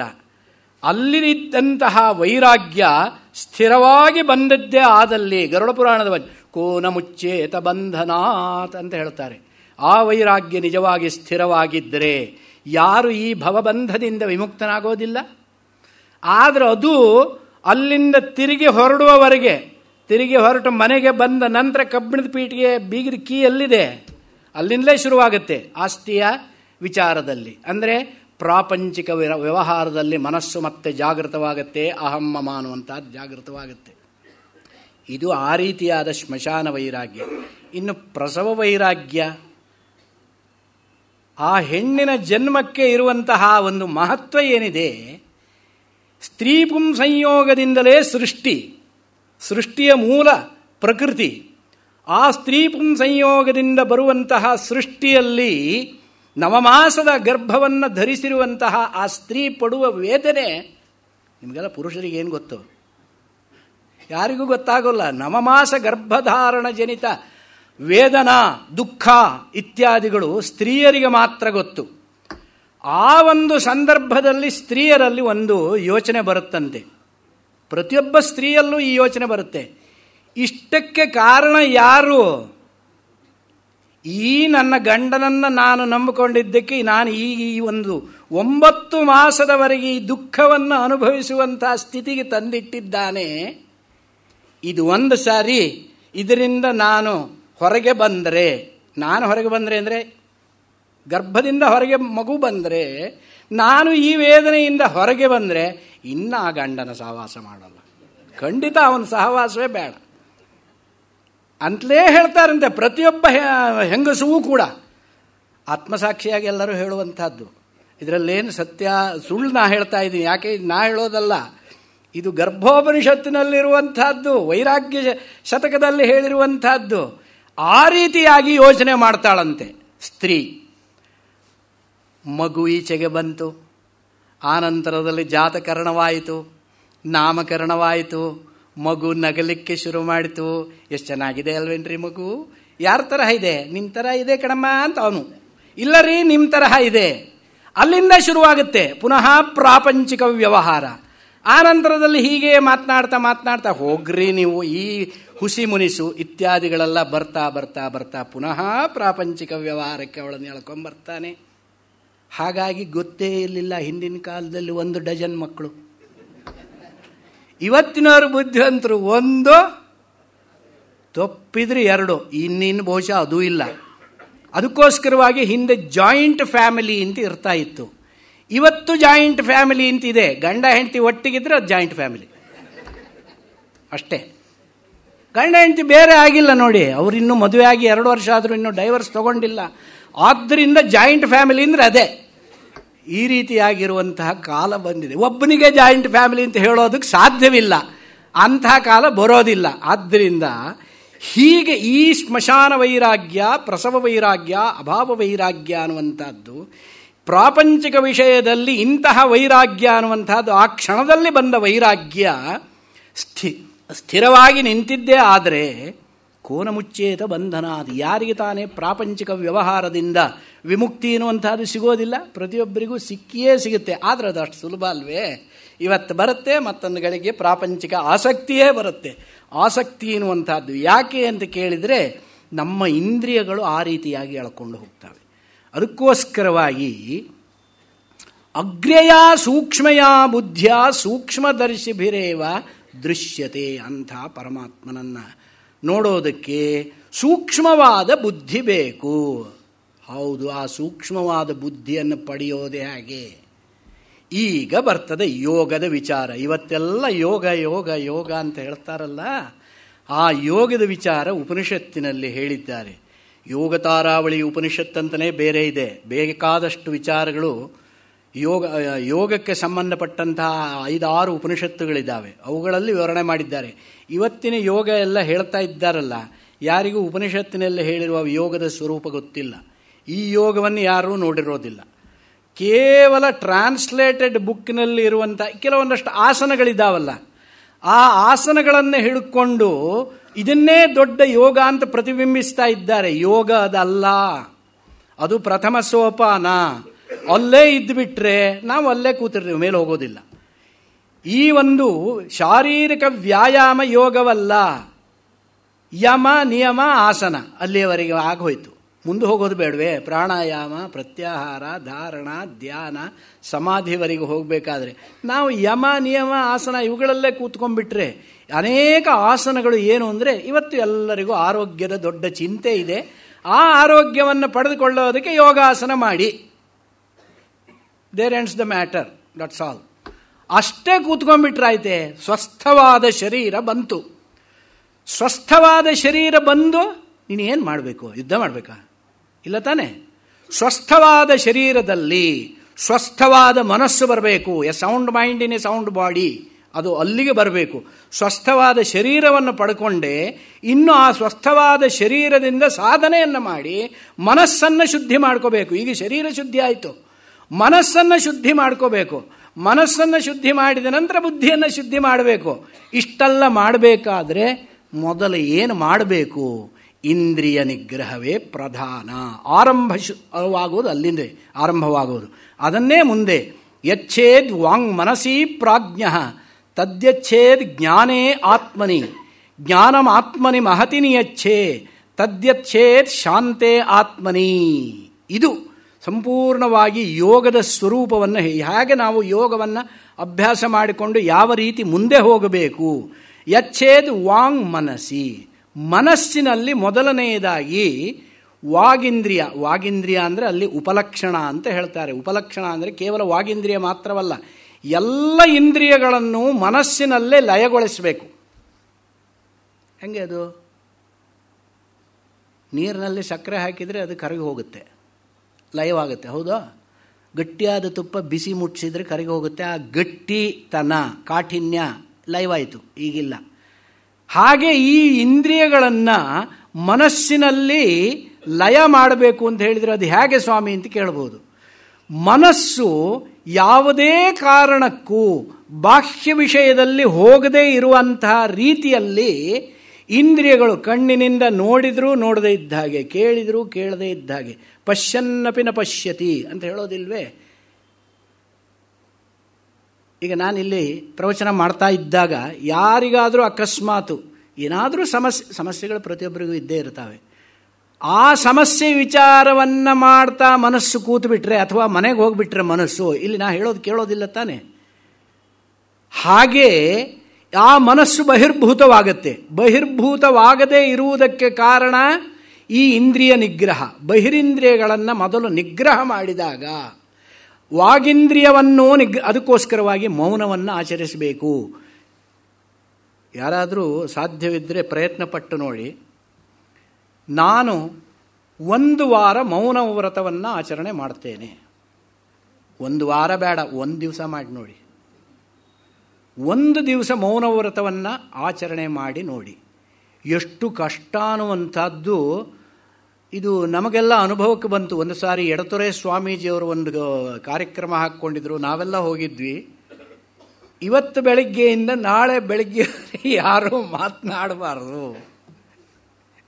ನಾವೆಲ್ಲ ಎಲ್ಲರೂ ಸಂಜ್ಞಾ ಪ್ರಕರಣವೇ ಇದೆ ಎಲ್ಲರಿಗೂ. ಮಾತಿಲ್ಲ ಅಂತ ಹೇಳಿದಾಗ ನಾವು ಬಾಕಿ ಇಂದ್ರಿಯಗಳು ಚುರುಕಾಗ್ತವೆ, ಇನ್ನೂ ಜಾಸ್ತಿ ಕೆಲಸ ಮಾಡ್ತವೆ. ಅದಕ್ಕೆ ನೋಡಿ, ಮೂಕನಾದವನಿಗೆ ಬುದ್ಧಿ ಚುರುಕಿರುತ್ತೆ, ಕುರುಡನಾದವನಿಗೆ ಬುದ್ಧಿ ಚುರುಕಿರುತ್ತೆ.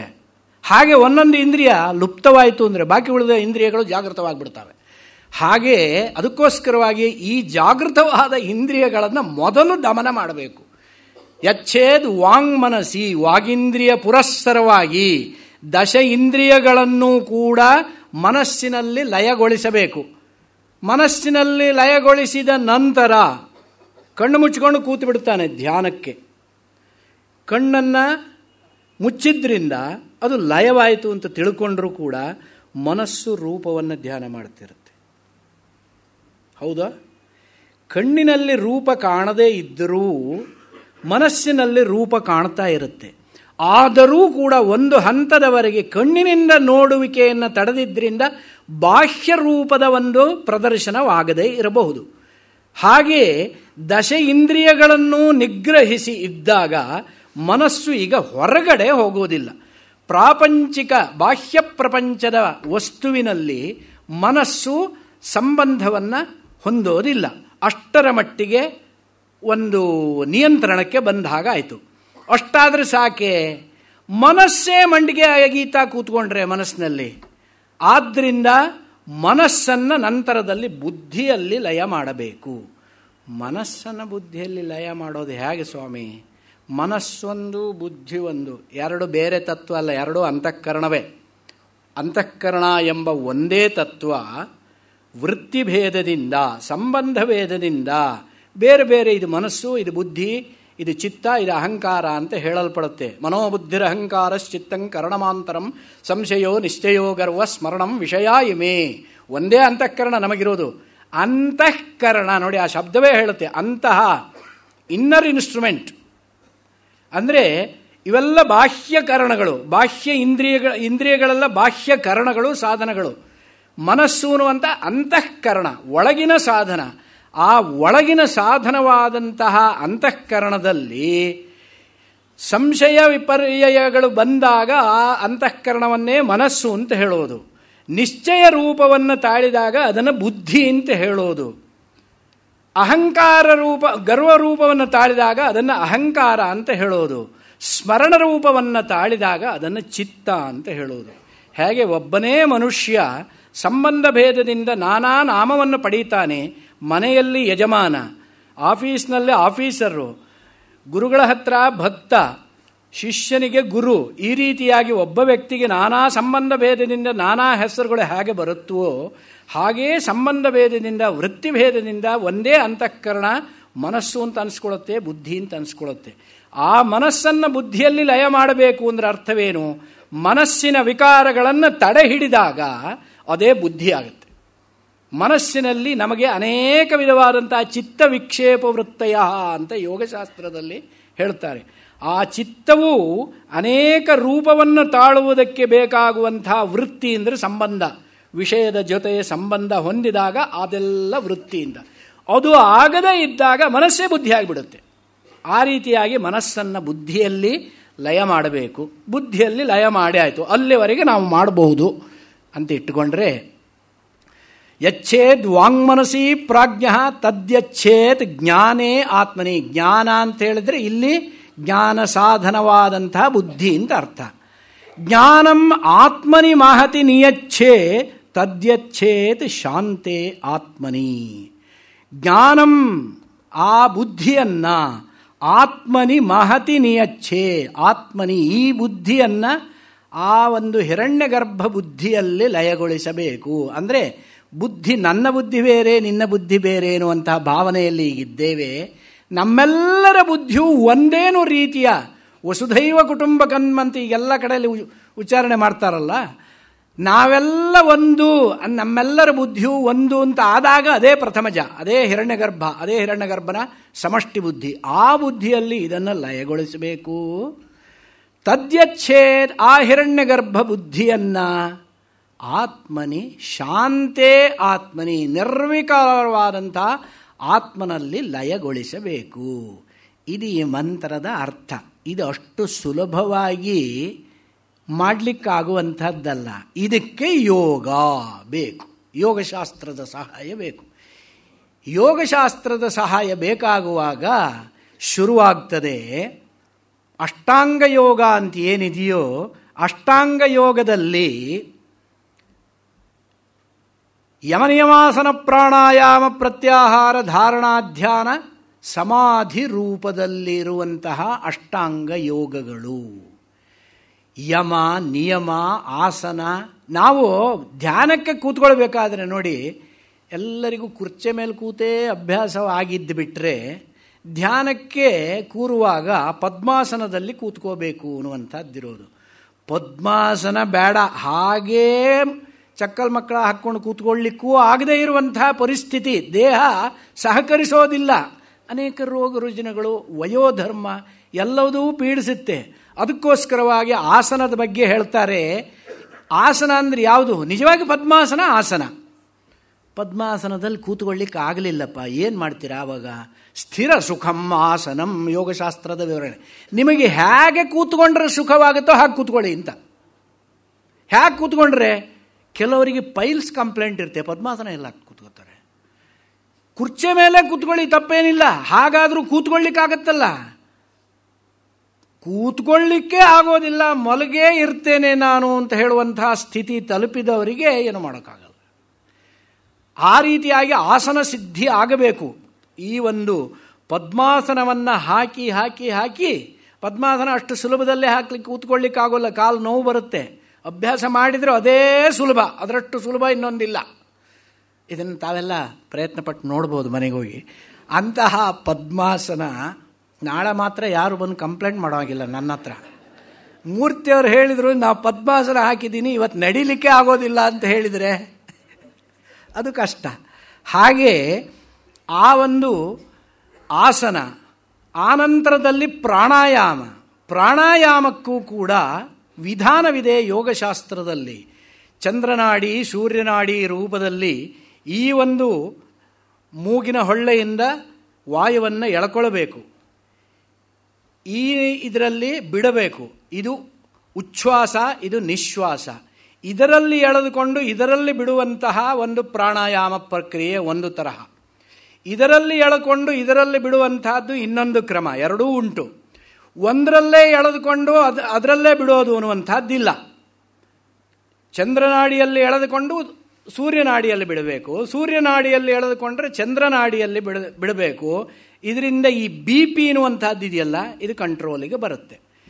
ಇದನ್ನು ಮಾಡುವಾಗ ಈ ನಾಸಿಕಾ ರಂಧ್ರದಿಂದ ಎಳೆದುಕೊಂಡ ವಾಯುವನ್ನು ಹೊಟ್ಟೆಯಲ್ಲಿ ಕೆಲಕಾಲ ಸ್ತಂಭಿಸುವಂತೆ, ನಿಲ್ಲುವಂತೆ ಮಾಡಬೇಕು. ಅದಕ್ಕೆ ಕುಂಭಕ ಅಂತ ಹೇಳ್ತಾರೆ. ಈ ಕುಂಭಕ ಎರಡು ವಿಧವಾಗಿದೆ. ಬಾಹ್ಯ ಕುಂಭಕ, ಆಂತರ ಕುಂಭಕ ಅನ್ನುವಂಥದ್ದು. ಅದರಲ್ಲಿ ಆಂತರ ಕುಂಭಕ ನಾವು ಮಾಡಬಹುದು, ಸುಲಭ. ಒಳಗೆ ಎಳ್ಕೊಂಡ ಗಾಳಿಯನ್ನು ಸ್ವಲ್ಪ ಹೊತ್ತು ನಿಲ್ಲಿಸೋದು, ಆನಂತರ ಬಿಡೋದು, ಇದೆಲ್ಲರಿಗೂ ಬರುತ್ತೆ. ಬಿಟ್ಟ ನಂತರ ಕೆಲವು ಹೊತ್ತಿನವರೆಗೆ ಹೊಟ್ಟೆಯಲ್ಲಿ ಗಾಳಿ ಸಂಪೂರ್ಣ ಇಲ್ಲದೇ ಇರುವ ರೀತಿಯಲ್ಲಿ ಕೆಲವು ಹೊತ್ತು ಇರಬೇಕು, ಅದು ಬಾಹ್ಯ ಕುಂಭಕ. ಗಾಳಿಯನ್ನು ಹೊರಗೆ ಬಿಟ್ಟ ನಂತರ ಹಾಗೆ ನಿಲ್ಲಿಸುವಂಥದ್ದು. ಇದು ಎರಡೂ ಕೂಡ BPಯನ್ನು ಕಂಟ್ರೋಲ್ ಮಾಡಲಿಕ್ಕೆ ಇದರಷ್ಟು ಅತ್ಯುತ್ತಮವಾದಂತಹ ಔಷಧಿ ಇನ್ನೊಂದಿಲ್ಲ. ಪ್ರಾಣಾಯಾಮಕ್ಕಿಂತ ಅತ್ಯುತ್ತಮವಾದ ಔಷಧಿ. ಆನಂತರದಲ್ಲಿ ಪ್ರಾಣಾಯಾಮವನ್ನು ಮಾಡುವುದಕ್ಕೆ ಕಾಲ ನಿಯಮವೂ ಕೂಡ ಇದೆ. ಎಷ್ಟು ಸಮಯದವರೆಗೆ ಉಚ್ಛ್ವಾಸವನ್ನು ಮಾಡ್ತೀರೋ ಅದರ 2ರಷ್ಟು ಸಮಯ ನಿಶ್ವಾಸಕ್ಕೆ ತೆಗೆದುಕೊಳ್ಳಬೇಕು. ನಿಶ್ವಾಸಕ್ಕೆ ಎಷ್ಟು ಸಮಯವನ್ನು ತೆಗೆದುಕೊಳ್ತೀರೋ ಅದರ 2 ಪಟ್ಟು ಸಮಯವನ್ನು ಕುಂಭಕದಲ್ಲಿ ಇರಬೇಕು. ಉದಾಹರಣೆಗೆ 2 ಸೆಕೆಂಡ್ನಷ್ಟು ಸಮಯದಲ್ಲಿ ನೀವು ಉಚ್ಛ್ವಾಸ ಮಾಡಿದಿರಿ, 2 ಸೆಕೆಂಡ್ ಆದರೆ ಬಿಡುವಾಗ 4 ಸೆಕೆಂಡ್ ಸಮಯದಲ್ಲಿ ಆ ವಾಯುವನ್ನು ಬಿಡಬೇಕು. 4 ಸೆಕೆಂಡ್ ಬಿಡುವ ವಾಯು ಆದರೆ ಸ್ತಂಭನ ಒಳಗೆ ಅಂದರೆ 8 ಸೆಕೆಂಡ್ನಷ್ಟು ಕಾಲ ಒಳಗೆ ನಿಲ್ಲಿಸಿರಬೇಕು. ಇದು ಪ್ರಾಣಾಯಾಮ ಪ್ರಕ್ರಿಯೆ. ಇದು ಈ ರೀತಿಯಾಗಿಯೇ ಎಲ್ಲೆಲ್ಲಿ ಹೇಳ್ಕೊಡ್ತಾರೋ ಅದು ನ್ಯಾಯವಾಗಿದೆ ಅಂತ ಅರ್ಥ. ಅದಿಲ್ಲದೆ ಸುಮ್ಮನೆ ಎಳ್ಕೊಳ್ಳೋದು, ಒಂದಷ್ಟು ಹೊತ್ತು ಇಡೋದು, ಒಂದಷ್ಟು ಹೊತ್ತು ಬಿಡೋದು ಅಂತ ಹೇಳಿದರೆ ಅದು ಸಾಧುವಲ್ಲ. ಯಾವುದೇ ಆದರೂ ಕೂಡ ಅದಕ್ಕೆ ಏನು ಒಂದು ಪ್ಯಾರಾಮೀಟರ್ ಹೇಳಿರ್ತಾರೆ, ಆ ಕ್ರಮದಲ್ಲಿ ಅನುಷ್ಠಾನ ಮಾಡಿದ್ರೆ ತಾನೇ ಸಿದ್ಧಿ ಬರೋದು. ಇಲ್ಲ ನನಗೆ ತಿಳಿದ ಹಾಗೆ ನಾನು ಮಾಡ್ತೀನಿ ಅಂತ ಹೇಳಿದರೆ ಅದು ಸಿದ್ಧಿ ಆಗೋಲ್ಲ, ಅದು ಇನ್ನೇನೋ ಒಂದು ಆಗುತ್ತೆ. ವಿನಾಯಕಂ ಪ್ರಕುರುವಾಣೋ ರಚಯಾಮಾಸ ವಾನರಂ ಅಂತ ಹೇಳ್ತಾರೆ. ಗಣಪತಿ ಮಾಡ್ತೀನಿ ಅಂತ ಹೊರಟನಂತೆ, ಅವನ ಅಪ್ಪನ ಮಾಡಿಟ್ನಂತೆ. ಹಾಗಾಗಬಾರ್ದು. ಯೋಗಾಭ್ಯಾಸದಲ್ಲಿ ಆಮೇಲೆ ವೈದ್ಯವನ್ನು ಮಾಡುವುದರಲ್ಲಿ 10 ಪಟ್ಟು ಜಾಗೃತಿ ಇರಬೇಕು. ಸ್ವಯಂ ಔಷಧವನ್ನು ತೆಗೆದುಕೊಳ್ಳುವಂತಹ ಕೆಲವರು ಇರ್ತಾರೆ, ಅದು ವಿಪರೀತಕ್ಕೆ ಇಟ್ಕೊಂಡ್ಬಿಡುತ್ತೆ. ಯಾವತ್ತೂ ಆ ರೀತಿ ಔಷಧಿಯನ್ನು ಮಾಡಬಾರ್ದು. ಹಾಗೆ ಯೋಗಶಾಸ್ತ್ರವೂ ಕೂಡ ಅಷ್ಟೇ ಸೈಂಟಿಫಿಕ್ ಆಗಿರುವಂತಹದ್ದು ಇದು ಯೋಗ. ಅದನ್ನು ಮಾಡಿದರೆ ಮೊದಲನೆಯದಾಗಿ ಪ್ರಾಣಾಯಾಮದಿಂದ ಮನಸ್ಸಿನ ನಿಗ್ರಹ. ಪ್ರಾಣಾಯಾಮ ಮಾಡದೆ ಮನಸ್ಸನ್ನು ನಿಗ್ರಹ ಮಾಡ್ತೀನಿ ಅಂದರೆ ಸಾಧ್ಯವೇ ಇಲ್ಲ. ಪ್ರಾಣಬಂಧನಂ ಹಿ ಸೌಮ್ಯ ಮನಃ ಅಂತ ಶ್ರುತಿ ಹೇಳಿಬಿಟ್ಟಿದೆ. ಪ್ರಾಣವನ್ನು ಬಂಧಿಸಿದ್ರೇನೆಯೇ ಮನಸ್ಸನ್ನು ಬಂಧಿಸೋದಕ್ಕೆ ಸಾಧ್ಯ. ಇಲ್ಲದೆ ಹೋದರೆ ನಿಮ್ಮ ಮನಸ್ಸು ಹೇಗೆ ಹಿಡಿತಕ್ಕೆ ಸಿಕ್ಕುತ್ತೆ? ಪ್ರಾಣವನ್ನು ಹಿಂಡಿದಾಗ ಪ್ರಾಣದ ಅವಲಂಬನೆಯಲ್ಲಿಯೇ ಮನಸ್ಸು ಇರೋದರಿಂದ ಪ್ರಾಣವನ್ನು ನಿಯಮನೆ ಮಾಡಿದಾಗ ಮನಸ್ಸು ನಿಯಂತ್ರಿತವಾಗುತ್ತೆ. ಆದ್ದರಿಂದ ಪ್ರಾಣಾಯಾಮ ಈ ರೀತಿಯಾಗಿ ಮಾಡಬೇಕು. ಪ್ರತ್ಯಾಹಾರ, ಮನಸ್ಸನ್ನು ವಿಷಯಗಳಿಂದ ವಾಪಸ್ ತೆಗೆದುಕೊಳ್ಳುವಂಥದ್ದು. ಧಾರಣ, ಆನಂತರದಲ್ಲಿ ಬುದ್ಧಿಯ ಒಂದು ಧಾರಣಾ ಶಕ್ತಿ ಅಂತ ಹೇಳಿದರೆ, ಒಂದು ವಸ್ತುವಿನಲ್ಲಿ ನಮ್ಮ ಮನಸ್ಸನ್ನು ಅಥವಾ ಬುದ್ಧಿಯನ್ನು ಕೆಲವು ಕಾಲ ಪರ್ಯಂತ ಅವಿಚ್ಛಿನ್ನವಾಗಿ ಅಸ್ಖಲಿತವಾಗಿ ಚ್ಯುತಿ ಬಾರದಂತೆ ಚಲನವಿಲ್ಲದಂತೆ ನಿಲ್ಲಿಸುವಿಕೆ ಏನಿದೆಯೋ ಅದು ಧಾರಣ. ಉದಾಹರಣೆಗೆ, ನಿಮ್ಮ ಇಷ್ಟ ದೇವತೆಯನ್ನು ನೀವು ಧ್ಯಾನ ಮಾಡಬೇಕು ಅಂತ ಹೊರಟ್ರೆ ನಿಮ್ಮ ಬುದ್ಧಿಗೆ ಆ ಸಾಮರ್ಥ್ಯ ಇರಬೇಕು. ಅಷ್ಟು ಹೊತ್ತು 5 ನಿಮಿಷ ನಾನು ಧ್ಯಾನ ಮಾಡ್ತೇನೆ ಅಂದರೆ 5 ನಿಮಿಷದವರೆಗೂ ಬುದ್ಧಿ ಆ ಕಡೆ ಈ ಕಡೆ ಹೋಗದೇ ಇರುವಂಥ ರೀತಿಯಲ್ಲಿ ಧಾರಣೆಯನ್ನು ಮಾಡಬೇಕು. ಆ ಧಾರಣೆ ಮಾಡಿದ ನಂತರ, ಆ ಸಾಮರ್ಥ್ಯವನ್ನು ಗಳಿಸಿದ ನಂತರ ಬುದ್ಧಿಯಲ್ಲಿ ಧ್ಯಾನ ಮಾಡಬೇಕು. ಧಾರಣಾ ಶಕ್ತಿ ಇಲ್ಲದೆ ಧ್ಯಾನ ಮಾಡಿದರೆ ಧ್ಯಾನ ನಿಲ್ಲುವುದಿಲ್ಲ. ಧ್ಯಾನವನ್ನು ನಿಲ್ಲಿಸೋದಕ್ಕೆ ಸಾಧ್ಯ ಇಲ್ಲ. ನಮ್ಮ ಬುದ್ಧಿಯಲ್ಲಿ ಆ ಧಾರಣಾ ಶಕ್ತಿ ಇದೆ, ನಾವು ಅದನ್ನು ವೃದ್ಧಿ ಮಾಡಿಕೊಳ್ಬೇಕು. ಆನಂತರದಲ್ಲಿ ಧ್ಯಾನದ ನೈರಂತರ್ಯ, ಧ್ಯಾನವೇ ಅನೇಕ ಕಾಲದವರೆಗೆ, ಬಹುಕಾಲದವರೆಗೆ ಮಾಡುವಂತಹ ಸ್ಥಿತಿಗೆ ತಲುಪಿದ ಅಂದರೆ ಅದೇ ಸಮಾಧಿ. ಧ್ಯಾನವನ್ನು ನಾವು ಪ್ರತಿನಿತ್ಯ ನಾವು ಎಲ್ಲ ಧ್ಯಾನ ಮಾಡ್ತೀವಿ.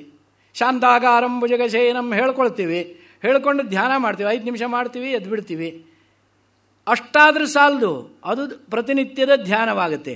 ಆ ಧ್ಯಾನ ನಿರಂತರವಾಗಿ ಗಂಟೆಗಟ್ಟಲೆ ಧ್ಯಾನ ಮಾಡುವುದನ್ನು ನಾವು ಬೆಳೆಸಿಕೊಂಡ್ರೆ, ಗಂಟೆಗಟ್ಟಲೆ ಧ್ಯಾನ ಮಾಡುವವನು ಒಂದು ಹೊತ್ತಿನವರೆಗೆ ಧ್ಯಾನ ಮಾಡುವ ಸಾಮರ್ಥ್ಯವನ್ನು ಬೆಳೆಸಿಕೊಳ್ತಾನೆ. ಒಂದು ಹೊತ್ತಿನವರೆಗೆ ಧ್ಯಾನ ಮಾಡುವ ಸಾಮರ್ಥ್ಯ ಬೆಳೆಸಿಕೊಂಡವನು ಹಗಲಿಡೀ ಧ್ಯಾನ ಮಾಡುವ ಸಾಮರ್ಥ್ಯವನ್ನು ಬೆಳೆಸಿಕೊಳ್ತಾನೆ. ಹಗಲಿಡೀ ಸಾಮರ್ಥ್ಯವನ್ನು ಬೆಳೆಸಿಕೊಂಡ್ರೆ ನಿದ್ರೆ ಬರುವವರೆಗಿನ ಧ್ಯಾನವನ್ನು ಮಾಡುವ ಸಾಮರ್ಥ್ಯ ಬೆಳೆಸಿಕೊಳ್ತಾನೆ. ಹೀಗೆ ಒಂದು ದಿನ ಧ್ಯಾನ ಮಾಡುವ ಸಾಮರ್ಥ್ಯವನ್ನು, ನೈರಂತರ್ಯವನ್ನು ಸಂಪಾದನೆ ಮಾಡಿದರೆ ಅದನ್ನು ಸಪ್ತಾಹಕ್ಕೆ ವಿಸ್ತರಿಸ್ತಾನೆ. ಸಪ್ತಾಹದ ಸಾಮರ್ಥ್ಯ ಬಂದ ನಂತರ ಪಕ್ಷಕ್ಕೆ ವಿಸ್ತರಿಸ್ತಾನೆ. ಪಕ್ಷಕ್ಕೆ ವಿಸ್ತರಿಸಿದ ನಂತರ ಅದನ್ನು ಮಾಸಕ್ಕೆ ವಿಸ್ತರಿಸ್ತಾನೆ. ಮಾಸದ ನಂತರ ಸಂವತ್ಸರಕ್ಕೆ, ಸಂವತ್ಸರದ ನಂತರ ಅಯನಕ್ಕೆ, ಅಯನದ ನಂತರ ವರ್ಷಕ್ಕೆ, ವರ್ಷದ ನಂತರ ಅನೇಕ ವರ್ಷಗಳವರೆಗೆ. ಹೀಗೆ ಧ್ಯಾನ ಮಾಡಿಕೊಂಡು ಹೋದಂತಹ ವ್ಯಕ್ತಿಗೆ ಒಂದಾನೊಂದು ಜನ್ಮದಲ್ಲಿ ಯಾವಾಗಲೋ ಅವನಿಗೆ ಆತ್ಮ ಸಾಕ್ಷಾತ್ಕಾರವಾಗತ್ತೆ. ಬಹೂನಾಂ ಜನ್ಮನಾಂ ಅಂತೆ ಜ್ಞಾನವಾನ್ ಮಾಂ ಪ್ರಪದ್ಯತೆ. ಈಗ ಯೋಚನೆ ಮಾಡಿ, ನಮ್ಮ ಗುರಿ ಎಲ್ಲಿದೆ, ನಾವು ಎಲ್ಲಿದ್ದೇವೆ, ಆ ಗುರಿಯನ್ನು ನಾವು ತಲುಪಲೇಬೇಕಾಗಿದೆ. ಅದಕ್ಕಾಗಿ ಪ್ರಯಾಣ ಹೊರಟಿದ್ದೇವೆ. ನಮ್ಮ ತಯಾರಿ ಎಷ್ಟಿದೆ? ನಾವು ಇಲ್ಲೇ ಇದ್ದೇವೆ. ಗಚ್ಚನ್ ಪಿಪೀಲಿಕಾಯಾತಿ ಯೋಜನಾನಾಂ ಶತಾನ್ಯಪಿ ಅಗಚ್ಚನ್ ವೈನತೇಯೋಪಿ ಪದಮೇಕಂ ನ ಗಚ್ಚತಿ. ಇರುವೆ ಹೋಗಲಿಕ್ಕೆ ಶುರು ಮಾಡಿದರೆ 100 ಯೋಜನವಾದರೂ ಹೋಗುತ್ತಂತೆ. ಯಾಕೆಂದರೆ ಅಷ್ಟೇ ಅದು ಅದರ ಹೆಜ್ಜೆ ಎಷ್ಟು ದೂರ ಇರುತ್ತೆ, ಆದರೆ ಅದು ಹೋಗ್ತಾನೇ ಇದೆ. ಹೋಗ್ತಾನೇ ಇದ್ದರೆ ಯೋಜನ ಪರ್ಯಂತ ಹೋಗುತ್ತೆ. ನಾನು ಗರುಡ, ನನಗೆಷ್ಟೊತ್ತು ಅಂತ ಹೇಳ್ಕೊಂಡು ಕೂತೇ ಇದ್ದರೆ ಅವನು ಹೋಗೋದೇ ಇಲ್ಲ.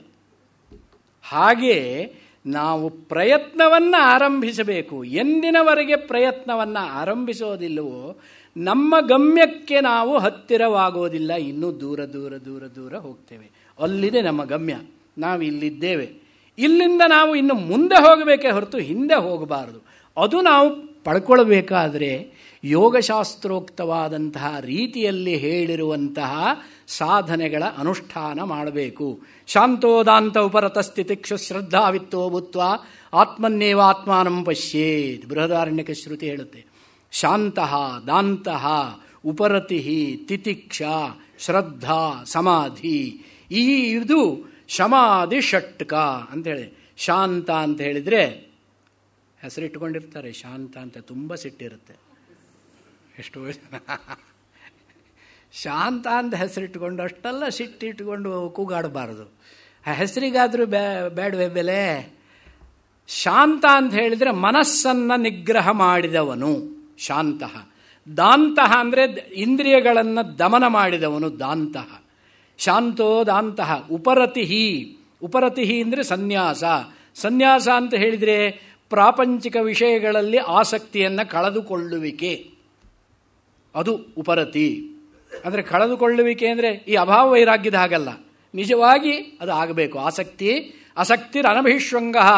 ಗೀತೆಯಲ್ಲಿ ಹೇಳ್ತಾನೆ, ಅಮಾನಿತ್ತಮದಂಭಿತ್ತಮಹಿಂಸಾ ಕ್ಷಾಂತಿರಾರ್ಜವಂ ಆಚಾರ್ಯೋಪಾಸನಂ ಶೌಚಂ ಸ್ಥೈರ್ಯಮಾತ್ಮ ವಿನಿಗ್ರಹ ಇಂದ್ರಿಯಾರ್ಥೇಷು ವೈರಾಗ್ಯಮನಹಂಕಾರ ಏವಚ ಜನ್ಮ ಮೃತ್ಯು ಜರಾವ್ಯಾಧಿ ದುಃಖ ದೋಷಾನುದರ್ಶನಂ ಅಸಕ್ತಿರನಭಿಶ್ವಂಗ ಪುತ್ರದಾರ ಗೃಹಾದಿಷು ನಿತ್ಯಂಚ ಸಮಚಿತ್ತತ್ವಂ ಇಷ್ಟಾನಿಷ್ಟೋಪಪತ್ತಿಷು ಮೈಚಾನನ್ಯ ಯೋಗೇನ ಭಕ್ತಿರವ್ಯಭಿಚಾರಿಣಿ ವಿಮುಕ್ತದೇಶ ಸೇವಿತ್ವಂ ಅರತಿರ್ಜನ ಸಂಸದಿ ಅಧ್ಯಾತ್ಮಜ್ಞಾನ ನಿತ್ಯತ್ವಂ ತತ್ವಜ್ಞಾನಾರ್ಥದರ್ಶನಂ ಏತಜ್ಞಾನಮಿತಿ ಪ್ರೋಕ್ತಂ. ಇದು ಜ್ಞಾನಮಿತಿ ಪ್ರೋಕ್ತಂ ಅಂದರೆ ಇದನ್ನು ಜ್ಞಾನ ಸಾಧನ ಅಂತ ಹೇಳಿದ್ದಾನೆ. ಇದಿಷ್ಟನ್ನು ನಾವು ಬೆಳೆಸ್ಕೊಳ್ಬೇಕು. ನಮಗೆ ಬೆಳೆಸ್ಕೊಳ್ಳಿಕ್ಕೆ ಸಾಧ್ಯವಿದೆ. ಅಮಾನಿತ್ವಂ, ನಾನು, ಈ ನಾನು ಅನ್ನೋದೊಂದಿದೆಯಲ್ಲ, ಇದನ್ನು ಬಿಡೋದಕ್ಕಾಗೋದಿಲ್ವೇ? ಸುಲಭದಲ್ಲೇ ಆಗೋದಿಲ್ಲ. ಅಮಾನಿತ್ವಂ ಅಂದರೆ ಮಾನಿಯಾಗಿರಬಹುದು, ದುರಭಿಮಾನಿ ಆಗಬಾರದು. ದುರಭಿಮಾನ ಅನ್ನುವಂತಹದ್ದಕ್ಕೆ ಉದಾಹರಣೆ ಸಾಕ್ಷಾತ್ ದುರ್ಯೋಧನ. ಮಾನಿಯಾಗಿರಬಹುದು, ಮಾನಿಯಾದರೆ ಅವನು ಬಡಪೆಟ್ಟಿಗೆ ಬೊಗ್ಗೋದಿಲ್ಲ. ಆದರೆ ಅದೇನು ಸ್ವಾಭಿಮಾನ ಅಂತ ಹೇಳಿದೆ. ಸ್ವಾಭಿಮಾನ ಬೇರೆ, ದುರಭಿಮಾನ ಬೇರೆ, ನಿರಭಿಮಾನ ಬೇರೆ. ಆದ್ದರಿಂದ ಮಾನ ಅನ್ನುವಂಥದ್ದು ಸ್ವಾಭಿಮಾನವಾಗಿರಲಿ, ದುರಭಿಮಾನವಾಗದೆಯೂ ನಿರಭಿಮಾನವಾಗದೆಯೂ ಇರಬೇಕು. ಅಮಾನಿತ್ವಂ, ಆ ರೀತಿಯಾಗಿ ಮಾನಿಯಾಗದಿರುವಿಕೆ, ಮನಸ್ಸಿನಲ್ಲಿ ಆ ಒಂದು ಅಹಂಕೃತಿ ಜಾಗೃತವಾಗದಿರುವಿಕೆ, ಅದನ್ನು ಬೆಳೆಸ್ಕೋಬೇಕು. ಅದಂಭಿತ್ವಂ, ಡಾಂಭಿಕತೆ ಅಂತ ಹೇಳಿದರೆ ಏನೇ ಮಾಡಿದರೂ ಕೂಡ ತೋರುಗಾಣಿಕೆಗೆ ಮಾಡೋದು. ಏನು ಮಾಡೋದು? ಇವ್ರಿಗೆ ಏನೋ ಒಂದು ಹೋಮ ಹವನಾದಿ, ಏನು ಹೇಳೋಣ, ಹೋಮ ಹವನಾದಿಗಳನ್ನು ಮಾಡುವಲ್ಲಿ ಮೈಕ್ ಹಾಕ್ರಿ. ಮೈಕ್ ಹಾಕಿದ್ರೆ ದೇವರಿಗೆ ಕೇಳೋದಿಲ್ವೇ? ಅಲ್ಲಿ ಯಾಗದಲ್ಲಿ, ಯಜ್ಞಗಳಲ್ಲಿ ಉಪಾಂಶುವಿನಲ್ಲಿ ಹೇಳುವ ಮಂತ್ರಗಳು ಅಂತಿದ್ದಾವೆ. ಉಪಾಂಶು ಅಂತ ಹೇಳಿದರೆ ಮೆಲ್ಲಗೆ ಹೇಳಬೇಕು. ಅಂದರೆ ಪಕ್ಕದಲ್ಲಿ ಕೂತವನಿಗೂ ಕೇಳಬಾರ್ದು, ಇವನು ಉಚ್ಚಾರಣೆ ಮಾಡಬೇಕು. ಮನಸ್ಸಿನಲ್ಲಿ ಉಚ್ಚಾರಣೆ ಅಲ್ಲ, ಹೇಳಬೇಕು. ವಾಗೀಂದ್ರಿಯನ್ನು ಬಳಸಿಯೇ ಹೇಳಬೇಕು. ಆದರೆ ಬೇರೆಯವರಿಗೆ ಕೇಳಬಾರ್ದು. ಆ ರೀತಿ ಹೇಳುವುದಕ್ಕೆ ಉಪಾಂಶು ಅಂತ. ಆ ಉದಾಹರಣೆಗೆ ಪ್ರಜಾಪತಿ ದೇವತಾಕ ಮಂತ್ರವನ್ನು ಹೇಳ್ತಾರೆ, ಅದನ್ನು ಉಪಾಂಶುವಲ್ಲೇ ಹೇಳಬೇಕು ಅಂತ ನಿಯಮ ಇರೋದು. ಆ ರೀತಿಯಾದಂತಹ ಮಂತ್ರವನ್ನು ಮೈಕ್ನಲ್ಲಿ ಗಟ್ಟಿಯಾಗಿ ಹೇಳಿಬಿಡ್ತಾರೆ. ಮಂತ್ರಗಳು ಹೇಗೆ ಅರ್ಥವನ್ನು ಕೊಟ್ಟ ಹಾಗೆ ಅನರ್ಥವನ್ನು ಹೇಗೆ ತಂದು ಕೊಡ್ತಾವೆ ಅನ್ನುವಂಥದ್ದಕ್ಕೆ ವಿವರಣೆ ನಾಳೆ ಹೇಳ್ತೇನೆ, ನೆನಪು ಮಾಡಿ. ಮಂತ್ರದಿಂದ ಆಗುವ ಅನರ್ಥ ಏನಿರುತ್ತೆ, ಅರ್ಥ ಏನಿದೆ, ಇದನ್ನೂ ಹೇಳಬೇಕು ನಾನು. ಅದಕ್ಕೋಸ್ಕರವಾಗಿ ಈ ರೀತಿಯಾಗಿ ಇರುವಂತಹ ಯೋಗಾಭ್ಯಾಸವನ್ನು ಮಾಡಬೇಕಾದ್ರೆ ನಾವು ಬಹಳ ಇದ್ದೇವೆ. ನಮ್ಮ ಗಮ್ಯ ಮಾರ್ಗದ ದೂರ ಎಷ್ಟಿದೆ, ನಮ್ಮ ಪ್ರಯತ್ನ ಅದಕ್ಕೆ ಅನುಗುಣವಾಗಿ ಆಗಬೇಕಾದ್ರೆ ನಾವು ಯಾವ ರೀತಿ ಸಂಕಲ್ಪವನ್ನು ಇವತ್ತು ಮಾಡಿಕೊಳ್ಬೇಕು ಅನ್ನುವಂಥದ್ದನ್ನು ಪ್ರತಿಯೊಬ್ಬರು ಪ್ರಶ್ನೆ ಹಾಕಿಕೊಳ್ಳಬೇಕು. ಆ ಪ್ರಶ್ನೆಯನ್ನು ಹಾಕಿಕೊಂಡಾಗ ಉತ್ತರ ನಿಮಗೇ ಸಿಗುತ್ತೆ. ನಿಮ್ಮನ್ನು ಮನಸ್ಸು ಅದಕ್ಕೆ ಸಜ್ಜೀಕರಣ ಮಾಡುತ್ತೆ, ಸಜ್ಜುಗೊಳಿಸುತ್ತೆ. ಅಂತಹ ದಾರಿಯಲ್ಲಿ ನಾವು ಸಾಗುವುದಕ್ಕೆ ಪ್ರಯತ್ನ ಮಾಡೋಣ ಅಂತ ಹೇಳುತ್ತಾ ಇವತ್ತಿನ ದಿವಸದ ಈ ಉಪನ್ಯಾಸವನ್ನು ಇಲ್ಲಿಗೆ ಉಪಸಂಹಾರ ಮಾಡ್ತಾ ಇದ್ದೇನೆ. ನಾಳೆ ದಿವಸ ನನ್ನ ಈ ಮಾಲಿಕೆಯ ಕೊನೆಯ ಉಪನ್ಯಾಸ. ಹೀಗೆ ಎಲ್ಲ ಆಸ್ತಿಕ ಬಂಧುಗಳೆಲ್ಲ ಬಂದುಬಿಟ್ಟು ಕೇಳಿ ನನ್ನನ್ನು ಕೃತಾರ್ಥರನ್ನಾಗಿ ಮಾಡಬೇಕು. ನಾನು ಹೇಳಿದ್ರಲ್ಲಿ ಯಾವುದಾದ್ರೂ ಗ್ರಾಹ್ಯವಾದ ಅಂಶಗಳಿದ್ದರೆ ಅದನ್ನು ಮಾತ್ರ ನೀವು ಮನಸ್ಸಿನಲ್ಲಿ ಇಟ್ಟುಕೊಂಡು ತಗೊಂಡು ಮನೆಗೆ ಹೋಗಬೇಕು. ಬೇಡವಾದ ಅಂಶ ಏನಾದರೂ ಇದ್ದರೆ ಅದನ್ನೆಲ್ಲ ಇಲ್ಲೇ ಬಿಟ್ಟು ಹೋಗಬೇಕು. ಖಂಡಿತ ಮನೆಗೆ ತಗೊಂಡು ಹೋಗಬೇಡಿ. ಇದಿಷ್ಟು ನನ್ನ ವಿನಮ್ರವಾದ ವಿನಂತಿಯನ್ನು ಹೇಳ್ತಾ ಇವತ್ತಿನ ಉಪನ್ಯಾಸವನ್ನು ಇಲ್ಲಿಗೆ ಮುಗಿಸ್ತೇನೆ.